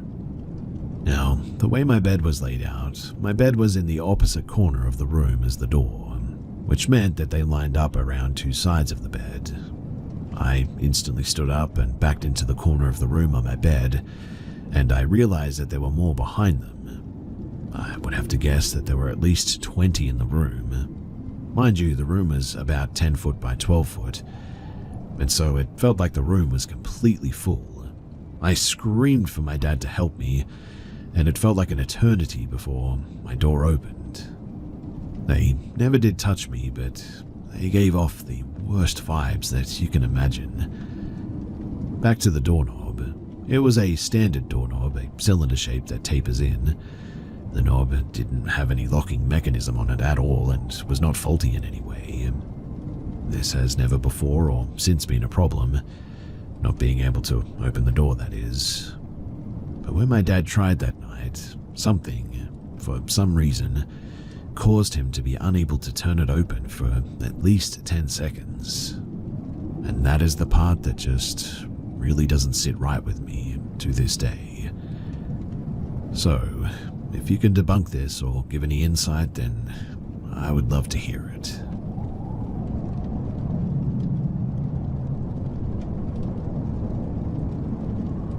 I've told 3 people in total this story. 2 of them were involved that night, and 1 was my therapist. I'm a scientist, and although I'm spiritual and believe in ghosts, I guess you could say, or at least the possibility of them, I never really believed in demons or things of that nature. I did grow up in a haunted or ghost house, but since moving out, I have not experienced any paranormal activity, nor have I had any hallucinations or anything. And so I'm hoping one of you can help me figure out what the heck this thing was. So this summer, I wasn't really feeling well and was going to go to bed early one night. While in my pajamas, I saw the local Facebook page had posted about the Northern Lights being out. I had been trying to see them all year and I kept missing them, so I grabbed a light jacket and I headed out. Of note too is that I had no alcohol or drugs in my system, just to be clear. So I drive north and found some fields to stop in, but Word had clearly gotten out, and every minute another car was passing, trying to find a dark area to see the lights from. After my third spot was wrecked, it takes about 10 minutes for your eyes to adjust, and every headlight started you back at square one again. So I jumped into my car and I drove even further north. I was on the phone with a buddy of mine, as I'm a single female alone at night, and he made me feel a bit safer. I hit the highway, and that was when I saw it. The empty abandoned land that was used by the military for some unknown scientific experiments that had just become public. I had been there in the daytime and seen some of the old bunkers there. Definitely something weird was going on, but it just so happened to be mostly an open field with no streetlights, making it the perfect spot to see the lights from. I turned down the gravel road and drove about a mile in. I even made the comment to my friend that this place was spooky and that these weird birds kept flying around. They looked like bats, but when they landed, they didn't stand like bats do. I grew up in the country, so the dark doesn't really bother me, and so I just kept going. I finally reached the middle and pulled over to the side of the road. No one and nothing for as far as I could see. I grabbed my phone and stepped outside, took a few photos, and then waited for my eyes to adjust a bit. After about 10 minutes, right when my night vision was starting to work, the hair on my neck suddenly stood up. I knew this feeling, as it usually meant an animal was watching you. Again, I'm a country kid, so I know all about this. As I'm on the phone, mid-sentence, I turned to my left and my entire body froze. It was like the air was moving, kind of like a moving shadow, but my mind also just knew that it was something that was walking on four legs, but it was stood up. Possibly a dog, but it was translucent. I instantly started screaming and ran back to my car. I felt that thing hit my back and sort of bounce off, like it was trying to go through me but couldn't. But the second it touched me, it felt like a Dementor from Harry Potter had hit me, but worse, if that's even possible. I have never felt such dread and fear ever. I don't and didn't believe in hell, so to me death wasn't even that scary, but this made me feel like even in death I would never feel happiness ever again. I jumped in my car and sped down the road, still screaming and praying. I kept screaming for my dad and brother, both dead, and Jesus, I'm not even a Christian, to save me. The worst part, though, was that in all of the kerfuffle, I was driving in the wrong direction.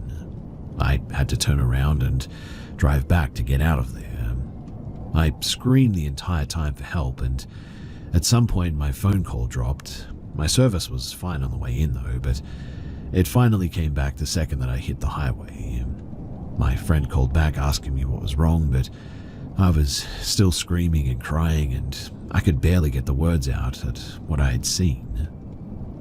I ended up driving all the way back into town, and I called a friend who lived nearby. I went to her place and stayed there for a few hours as I just tried to calm myself down. I didn't know that she was a Christian, and it was lucky that she believed in this stuff. I finally got the courage to go home eventually, and she gave me something for protection. I took a shower to warm up, but my back just felt completely cold, like something had cut a thin line down across my spine or something. There weren't any marks that I could see, but I had to sit in the shower with my back to the wall because I just kept feeling like something was touching me. I lost my voice for about 9 days after that and had to lie to my friends and co-workers about the reasoning why, because I had screamed so much. It's been 6 months since then, and I haven't had any weird experiences again. Sometimes, though, if something touches my back a certain way, I still have a bit of a jolt of panic out of nowhere. Other than that, though, I have had no other issues, but I really don't talk about it to anyone because, well, one, I feel completely crazy, and two, I don't want to bring attention to it as I don't know what I even believe in anymore, to be honest. And I think that enough time has passed that I just want to know if at least anyone else has experienced this as well. As a scientist, I know our minds can play tricks on us, and I'm fully able to say that maybe the dark tricked my brain, but I just cannot get over the fear that overcame me after it hit me. I've been scared in the woods at night before. I've camped and been scared something was watching me. But this was so much worse. It's like and it feels weird even saying this, but it's like I could feel it in my soul.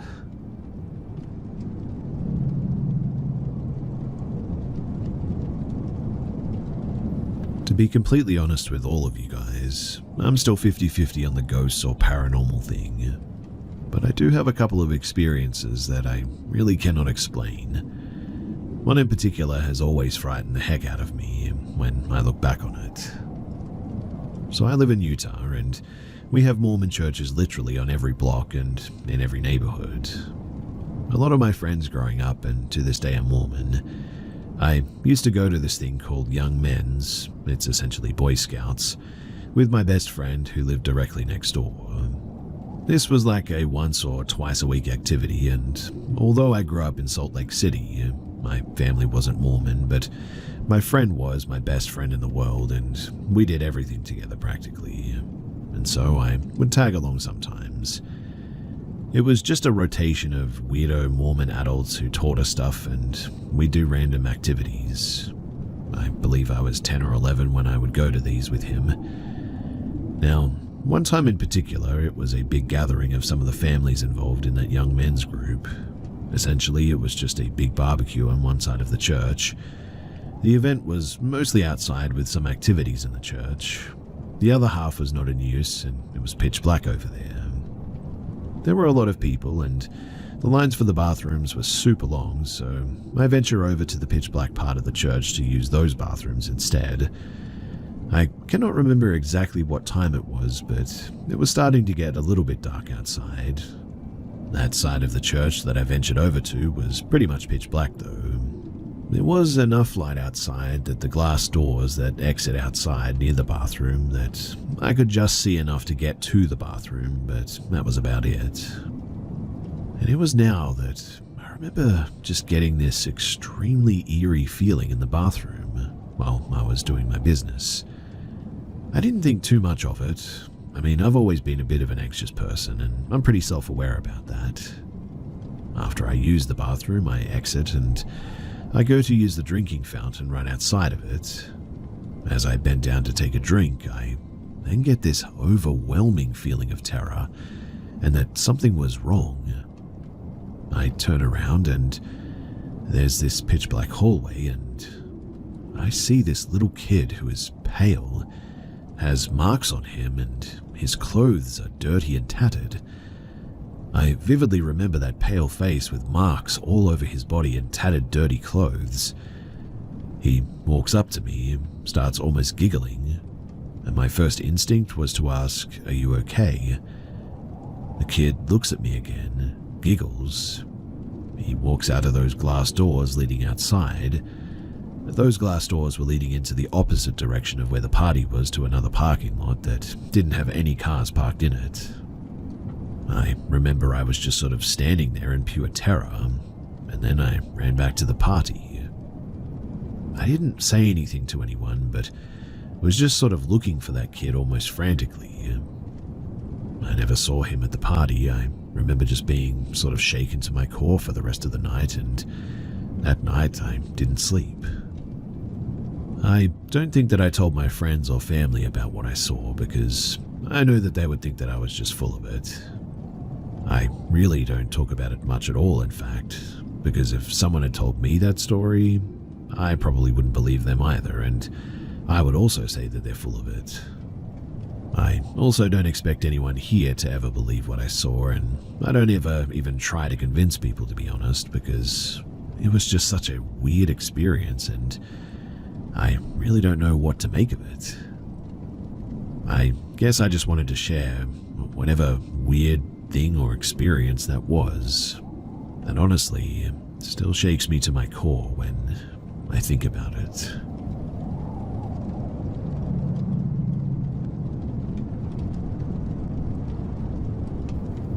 This is a completely true story, and just happened an hour ago.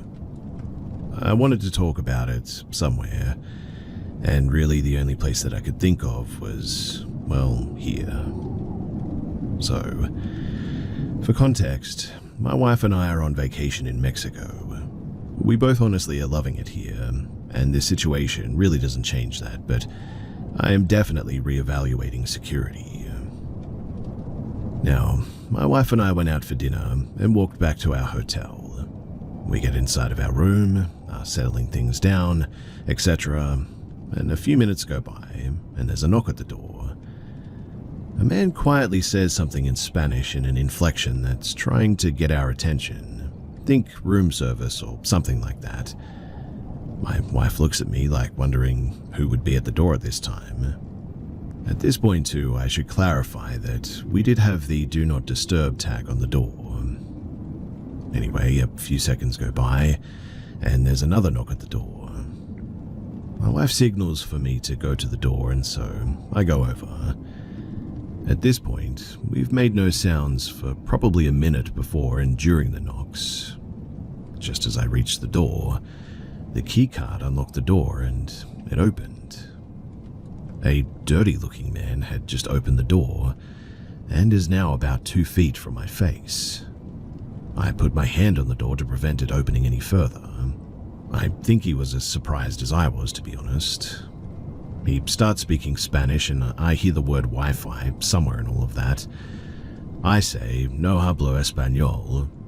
In broken English, he tries to ask if the Wi-Fi is down. My wife says that it's not.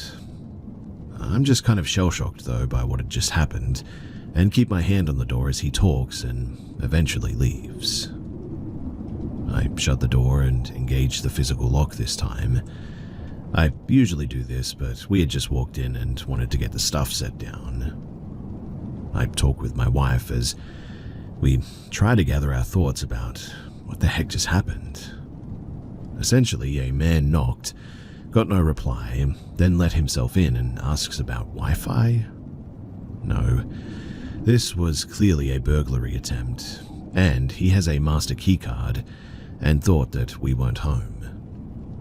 A minute or two later after this went down and we've collected ourselves and understood what had just occurred, I pass this information to the front desk in case this guy attempts other doors too.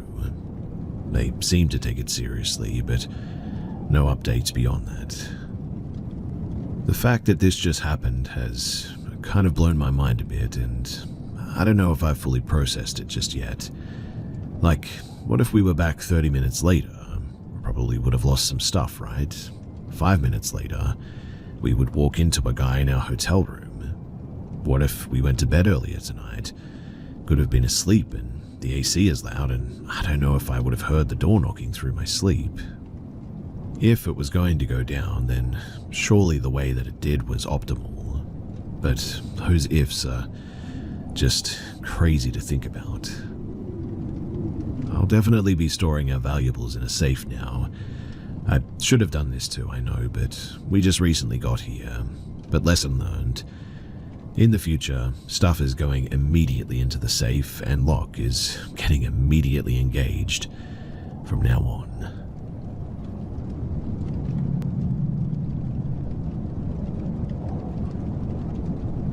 This happened at the very end of 6th grade, on the last day of school before summer break. I only lived 5 minutes from the school, and since I knew the neighborhood really well, I decided to take a shortcut home this day. Something that I had done before, but this time I chose a different route through a part of the neighborhood that I'd never actually walked through before. So, it was a quiet street, kind of off to the side I guess, and it had this weird abandoned sort of feel to it. Some of the houses looked empty, like no one had lived in them for quite a long time. There weren't any people around.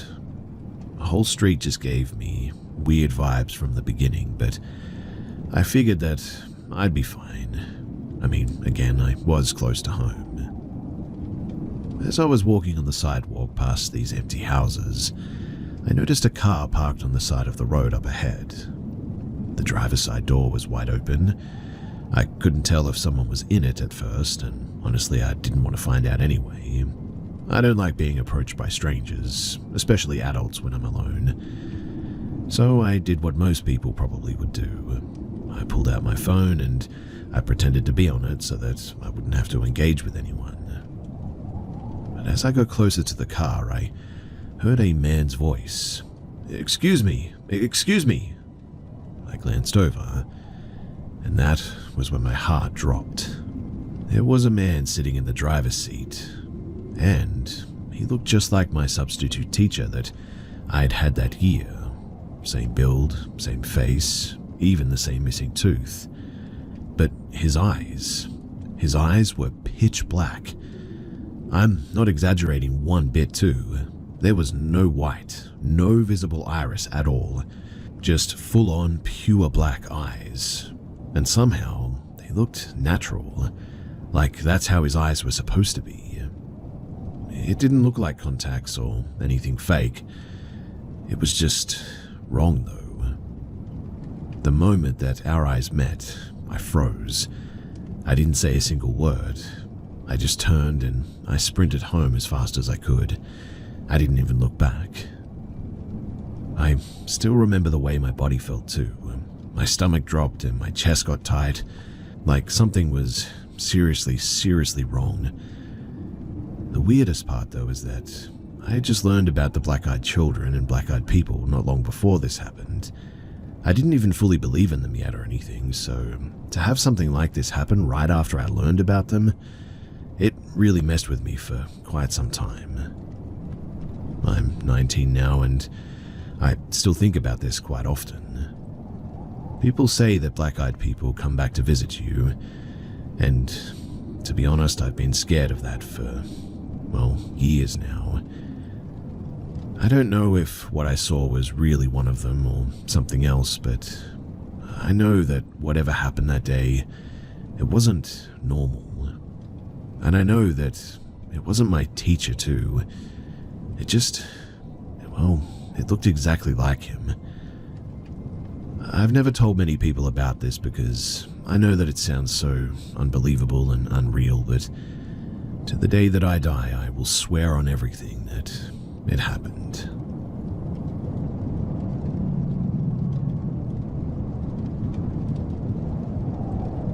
This is going to be a bit of a long one, so you'll have to bear with me here a little bit. So back in junior high, I started dating this guy. He's now my husband.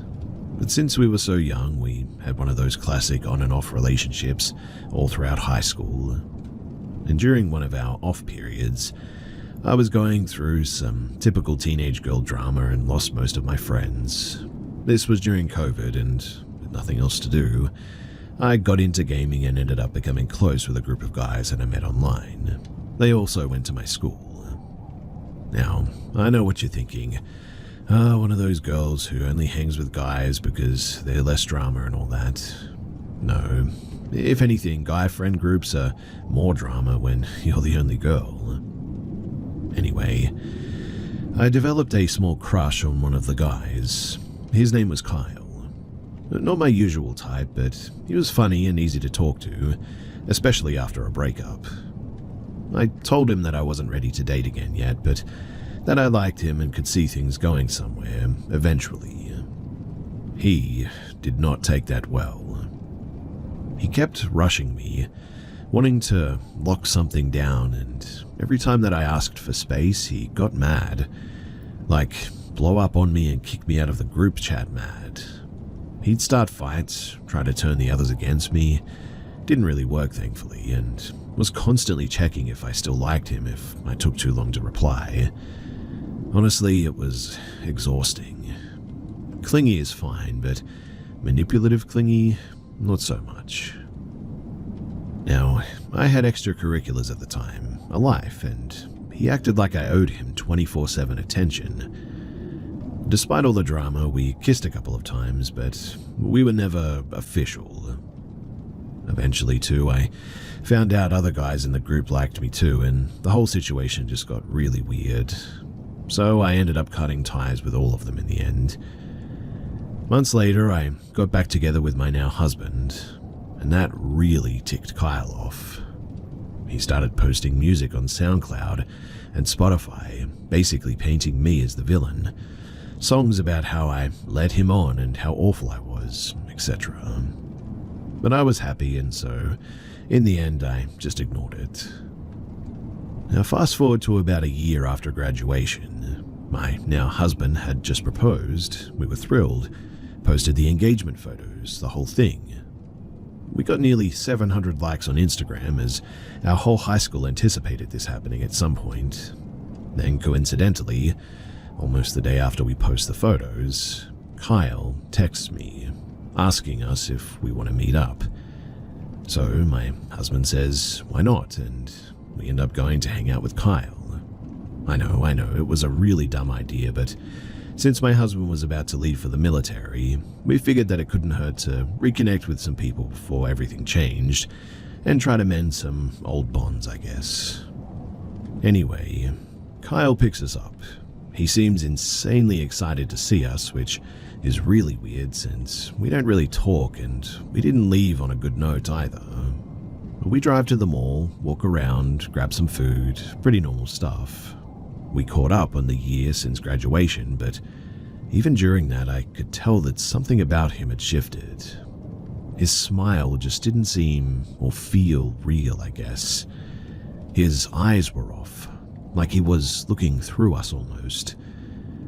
We get back in the car and start driving aimlessly through town. It's late, probably around 10 p.m, no traffic and everything's quiet.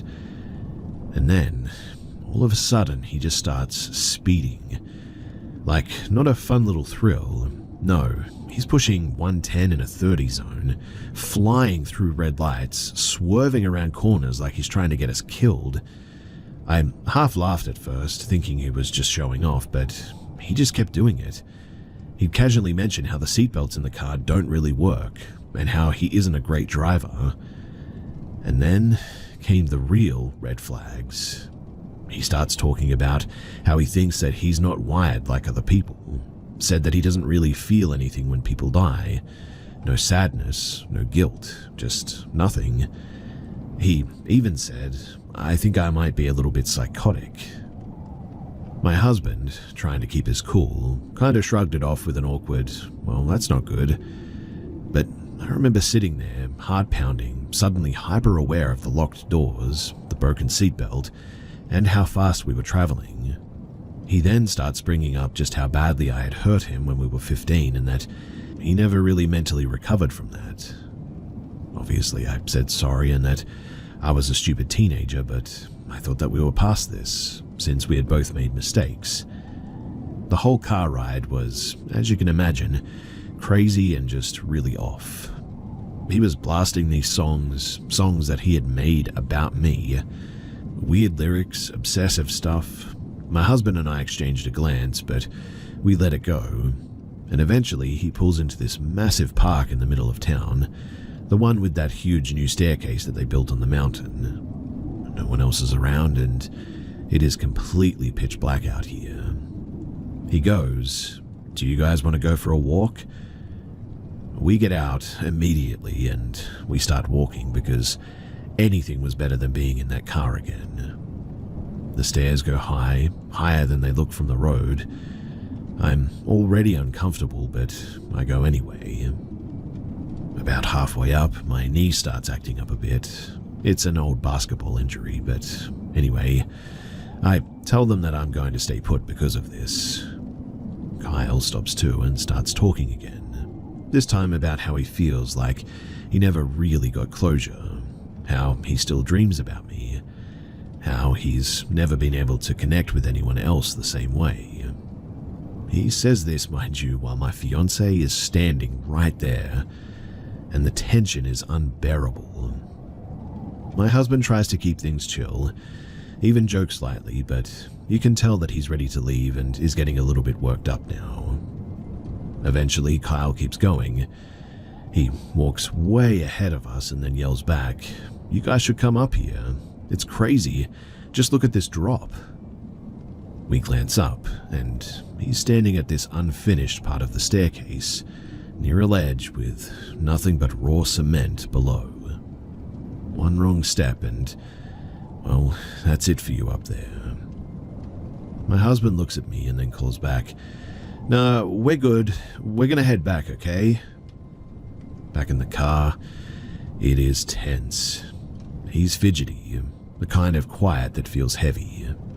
He then breaks the silence by saying, "If I had a gun right now, I don't know what I'd do." Just like that too, calm, cold, no emotion in his voice. Hearing that, my body suddenly locked up. I didn't even know what to say. My husband leaned forward and asked if he was okay. Kyle just gave a weird little smirk and looked away. He said, "I'm good, just making conversation." We were utterly spooked and kept mentioning that we were tired and ready to go home, but he just literally wouldn't take us.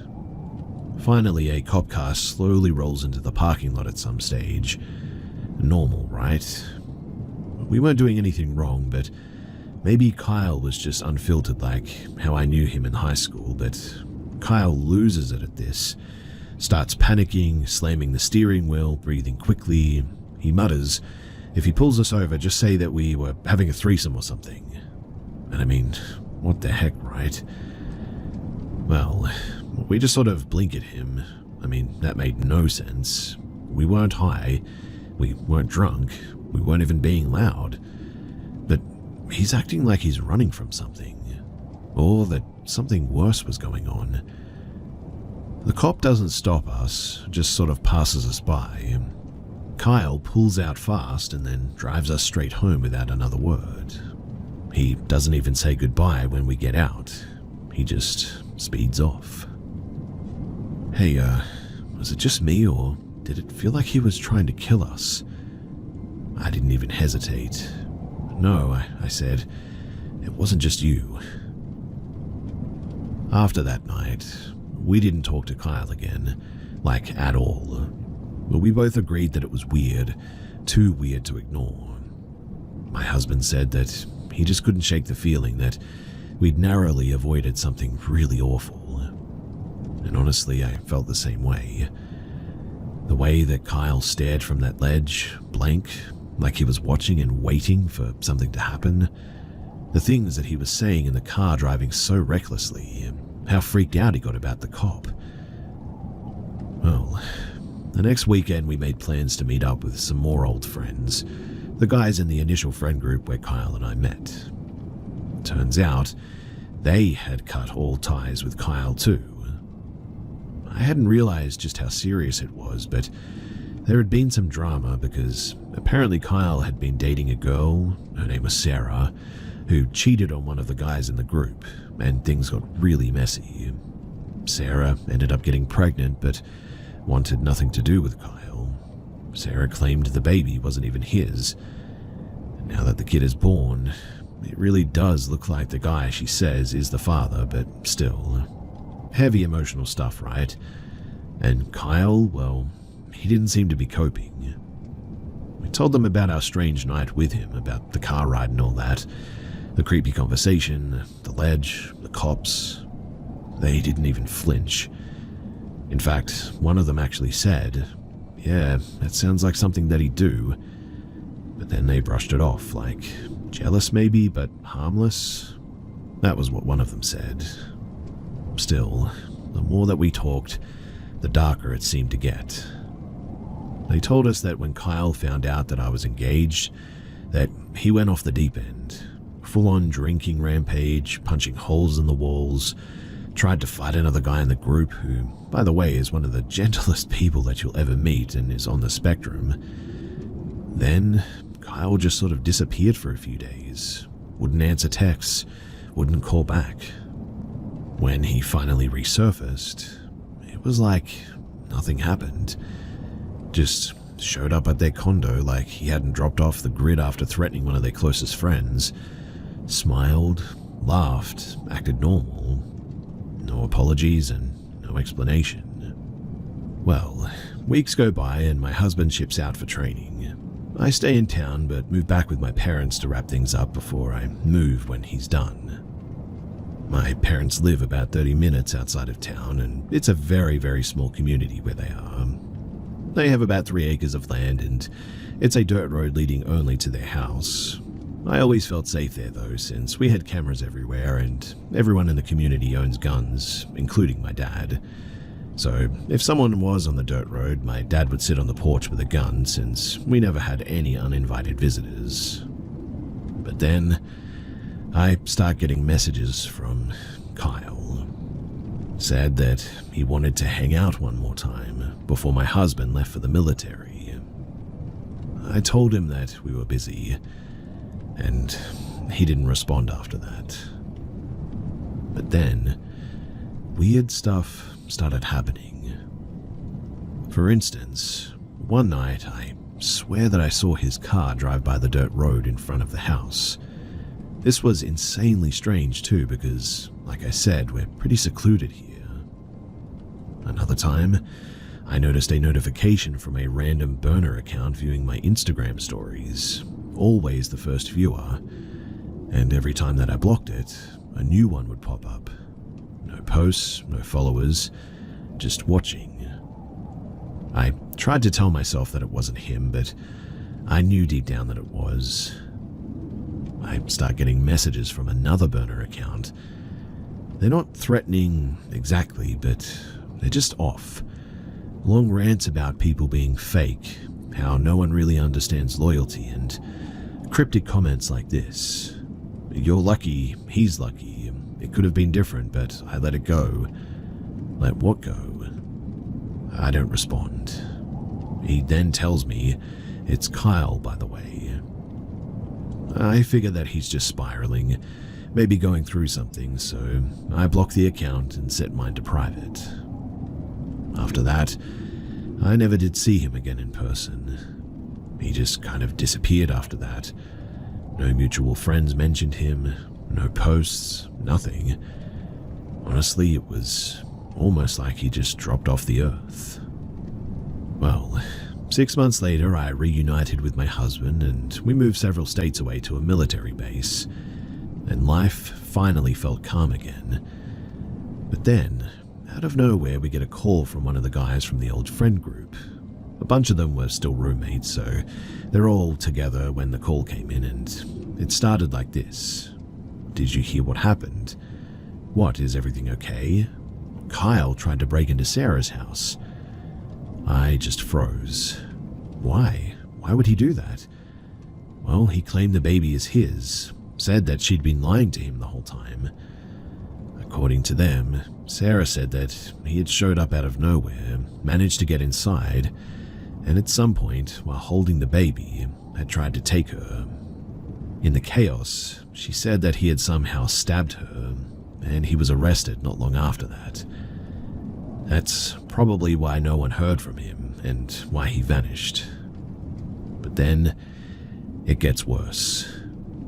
The guys told me that when he was arrested, they found a notebook, and that it had our names on every page, Sarah's and mine. Obsessive stuff, pages and pages of graphic, violent fantasies about killing our significant others, about having his way with us in front of our husbands, and if he couldn't have us like that, he wrote that he'd end all of us together.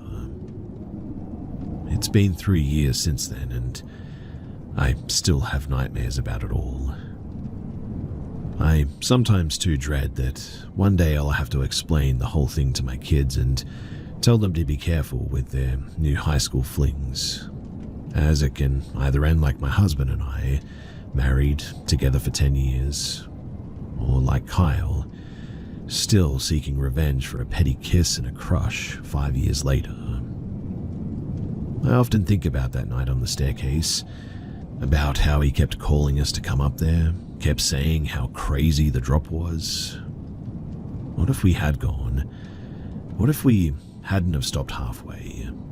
What if I had never had that basketball injury, or my husband put his foot down? And what if that cop hadn't have shown up and spooked him just enough to, well, stop whatever he was trying to do that night? Maybe things would have ended up very differently. but they didn't. And honestly, I think that that's the only reason why I'm still here to even tell this story. The scariest part, for me at least, isn't what he did, but it's just how close we were to being the headline instead.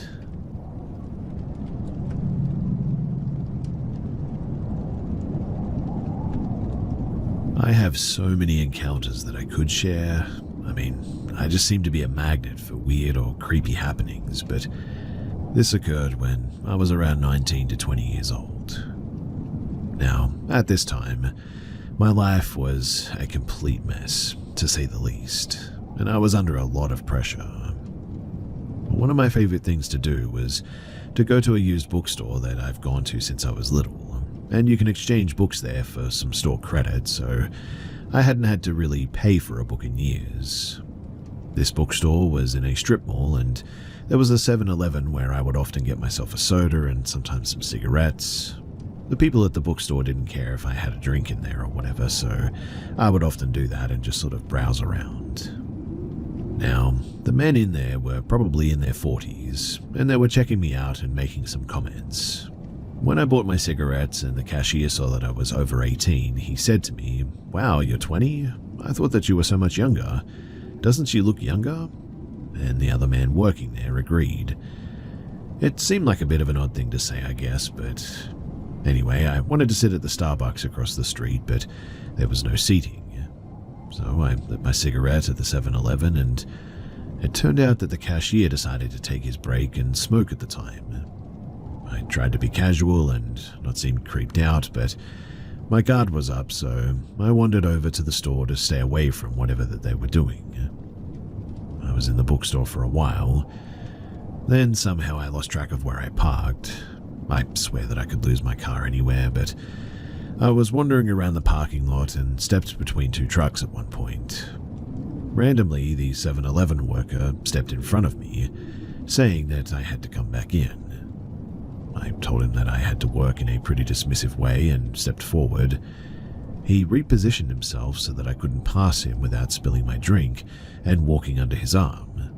He claimed that the cashier really needed my number.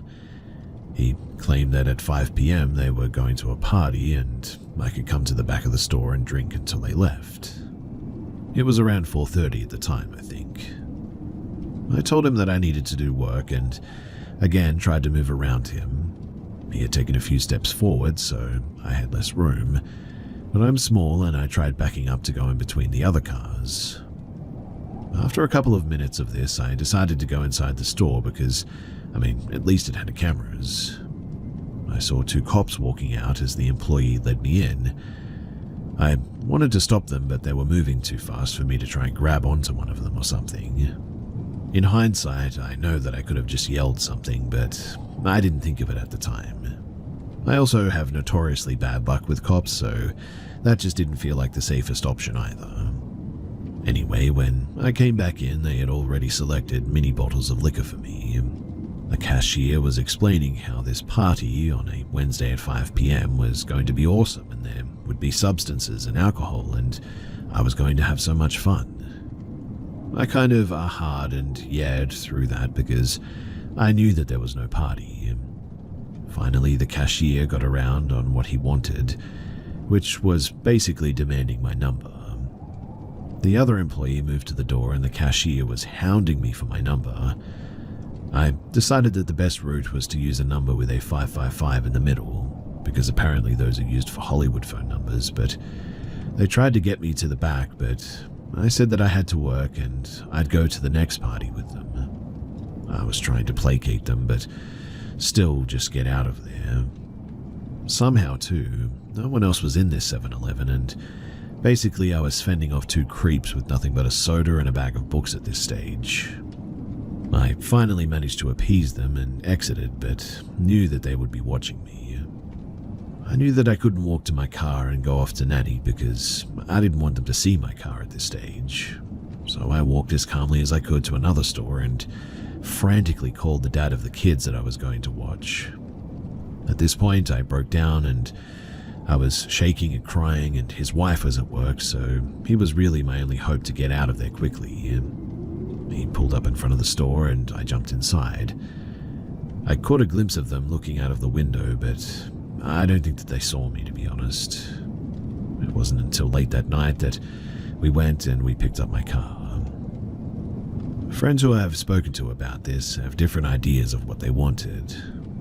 Whether it was trafficking, kidnapping, or just holding me in that gas station, I still don't completely know what it was, but those are for sure some of the options, and they definitely did not have good intentions. That much is clear. Looking back, I can laugh a little bit because as soon as the dad came, I noticed a hammer in his car and asked if he planned on attacking them for him to say, "You just never know when you might need a hammer." I'm thankful that he was there to help me.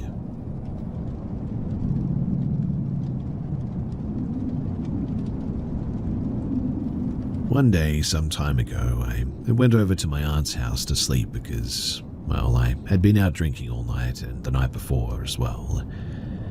It was about 10 a.m. when I got there, and she had given me the okay to sleep in the basement. So I went down to lay down in her futon type of couch. I tossed and I turned for maybe about 20 minutes. I come to check the time, and it was suddenly 9 p.m.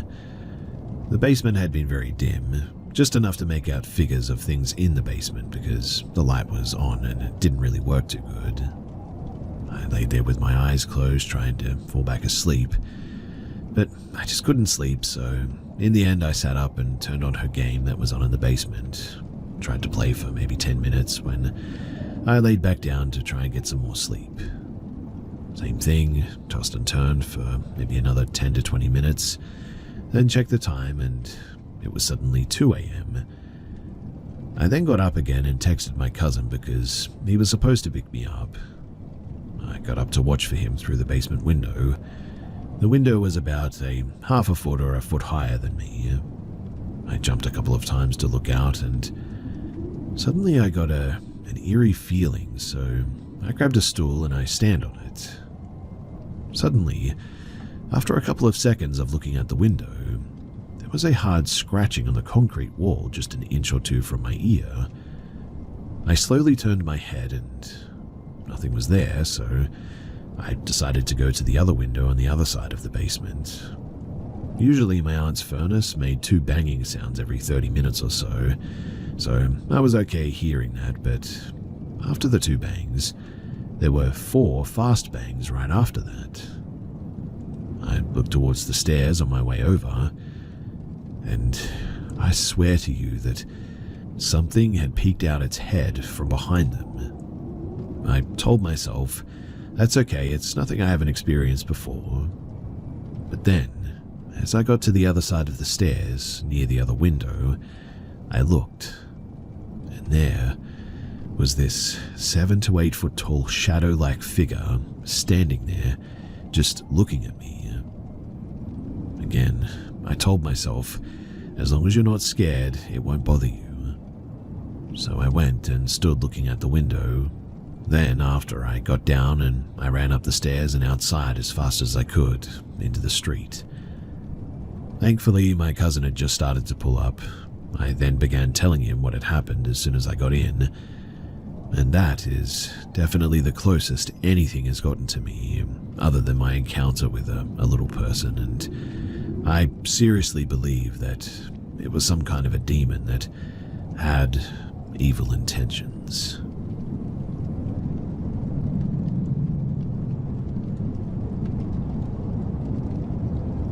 I'm 22 now, but this happened when I was around 13 to 14 years old. So me and my mother were on a hike through Panther Creek Trail in northern Georgia. We hiked around 4 to 5 miles into the trail. Keep in mind that we had never hiked on an actual trail before, nor had we ever been to this trail or even familiar with this stretch of wilderness as we lived in metro Atlanta. But our goal was to reach a huge, beautiful waterfall at the end of this trail, Panther Creek Falls. Now, there was a couple in front of us pretty much the entire hike, around 2 to 3 hours or so. Once we reached around the 2/3 mark, a couple in front of us were talking with each other and said that it was getting late and that they should probably turn back before it got dark. One thing that I should note is that there are parts of the trail that are very tight trails on the sides of hills which had no guard fences or rails, and the trail had a 50 to a 150-foot drop into a creek at the bottom, lined with huge boulders. Notably, there was a part of the trail that you actually had to sort of shimmy across, as it was only maybe 8 to 9 inches wide and on a rock face to boot. But anyway, back to when the people were talking about turning back. So my mum heard them talking about it and told me the same thing, that we best turn back. Being a teen who thought that he was invincible, I convinced her that I could make my way to the falls quickly and turn back to meet up with her on the hike back to the parking lot. She argued, but eventually she let me go. After another hour or so of hiking, I made it to the falls and took some pictures as the light was fading. Nobody else was there at the base of the falls with me, and I noticed it really started to get dark quickly, and I started to get a little bit worried since I knew that it was going to be a couple of hours to get through the trail on the way back. After an hour of hiking, I was in complete darkness, with my only light being the one from my phone. I did bring a backpack with water, a knife, and some other little bits and bobs. It was a completely non-moonlight night, and the only way that I was going to navigate was by pointing my light at the ground to see the trail to keep on it. Now, at one point I will admit that I started to get really scared by the noises of the animals and the forest sounds, so I decided to pull my knife out of my backpack. I held the knife the majority of the 3 to 4 miles until I got to the part where you have to sort of shimmy across, and so I had to put my phone light in my pocket so that I could have a hand free to grab the rock and shimmy across. As I did so, my knife unfortunately fell out of my hand and it made no noise for over 10 seconds, then hitting a rock with a metallic sound way down. And I knew then that if I fell, I was done for. Luckily, I made it across and managed to get back onto the trail. Getting my bearings, I looked at my phone to try and get some service and call my mum or the police or something, as I felt like I was in an extreme sort of danger situation. I mean, I could barely see the trail at this stage. I looked though, and I saw my phone battery was on 3%. This being the only light source made me start to panic to the point of tearing up a bit. I continued on the trail with my battery slowly fading as I used the flashlight. As I was walking, the phone flashlight only lit up about 2 to 3 feet in front of me. I mean, it was pretty much pitch black at this stage, a darkness that I have never before or since experienced. Then, just as I was walking, out of the darkness in front of me, there was a man. He was walking toward me from the opposite side of the trail, from the direction that I was heading in. I literally jumped at the sight of him as it was so instant. And that's when I noticed. He had no flashlight, a small sport backpack, and an absolutely emotionless face, and dead eyes staring completely past me. When I saw him and he scared me, I immediately said, "Oh, hey, what's up, man? I'm trying to get out of here." He never said anything as he passed me. I looked back, expecting him to turn back and sort of talk to me, but he never did. In the moment, I thought that it was so strange, and then I thought about it and realized, how the heck is anyone supposed to navigate this trail and its many challenges at night in pitch black darkness with no flashlight? To this day, I still think that there was no way that anyone could navigate that trail at night with no light source, familiar or not. It was then, too, that I got a terrible gut feeling about him, and I started running off at the trail through the trees towards lights and the sounds of cars in the distance. After a couple of minutes, I finally found myself on the side of the highway, where I then used a little bit of my battery to call my mum, and she was crying and asking me where I was, and she ended up picking me up at the gas station 2 miles away from the trail entrance, running over my foot to boot as an accident in a moment of panic to get me in the car. I later told her the whole story, and since then we haven't hiked since. We're not good at it, have no experience, and quite honestly, this whole thing just scared both of us. I still don't know if the guy was a ghost, a person just trying to catch people on the trail and do things to them or something, or maybe just a figment of my imagination. But quite frankly, I didn't care to stick around long enough to find out.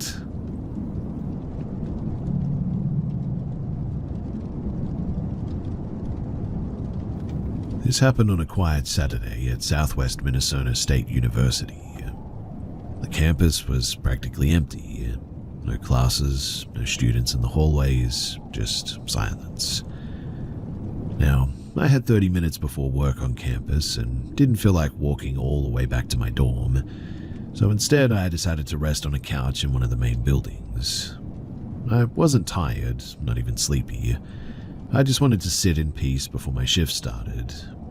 So I got comfortable, closed my eyes for a moment, not asleep, just resting. And then, out of nowhere, I felt someone gently tap my shoulder. When I looked up, I was startled. I hadn't heard any footsteps, no sound at all, and yet there he was. A bald man that I didn't recognize at the time. He asked me, "Where's the social science building?" I thought that was a bit weird. Everyone on campus knows where that is, and it was only an 8-minute walk from where we were. I told him, though, that it's at the far end of the building, and he just nodded and walked away. But here is where things get a bit strange. So about a minute or two later, I suddenly found myself in the social science building on the upper level. I had no memory of walking there, though. No stairs, no connected hallways, just sort of a jump. One moment I was on the couch, the next upstairs in a building that I've been learning in for 3 years, and I couldn't even recognize it. I was disoriented, lost. Something felt off, like I was trapped in a place that I thought that I knew, but I couldn't find the way out, and I felt weird. I decided to go downstairs and to try and leave the building, and that was when I heard running from behind me, fast, heavy footsteps. I turned, and it was him, the bold professor, running directly toward me. Fear suddenly took over. I didn't wait. I bolted for the door and ran straight to the cafeteria, one of the few places on campus where people were actually found. But when I looked at the time, only 12 minutes had passed, but what I experienced felt so much longer, like I had been gone or disconnected from time. Later, too, I found out something that made my skin crawl. That professor had been teaching in the social science building for 9 years. So, why did he ask me where it was? And that wasn't the only strange part. You see, in the week before this happened, that same professor had been coming to the campus where I worked. Not once or twice, but multiple times during every shift, buying things worth $1 or less. Just cheap little items, always while I was working, always watching and always present. At the time, I didn't think too much of it, but after the incident, it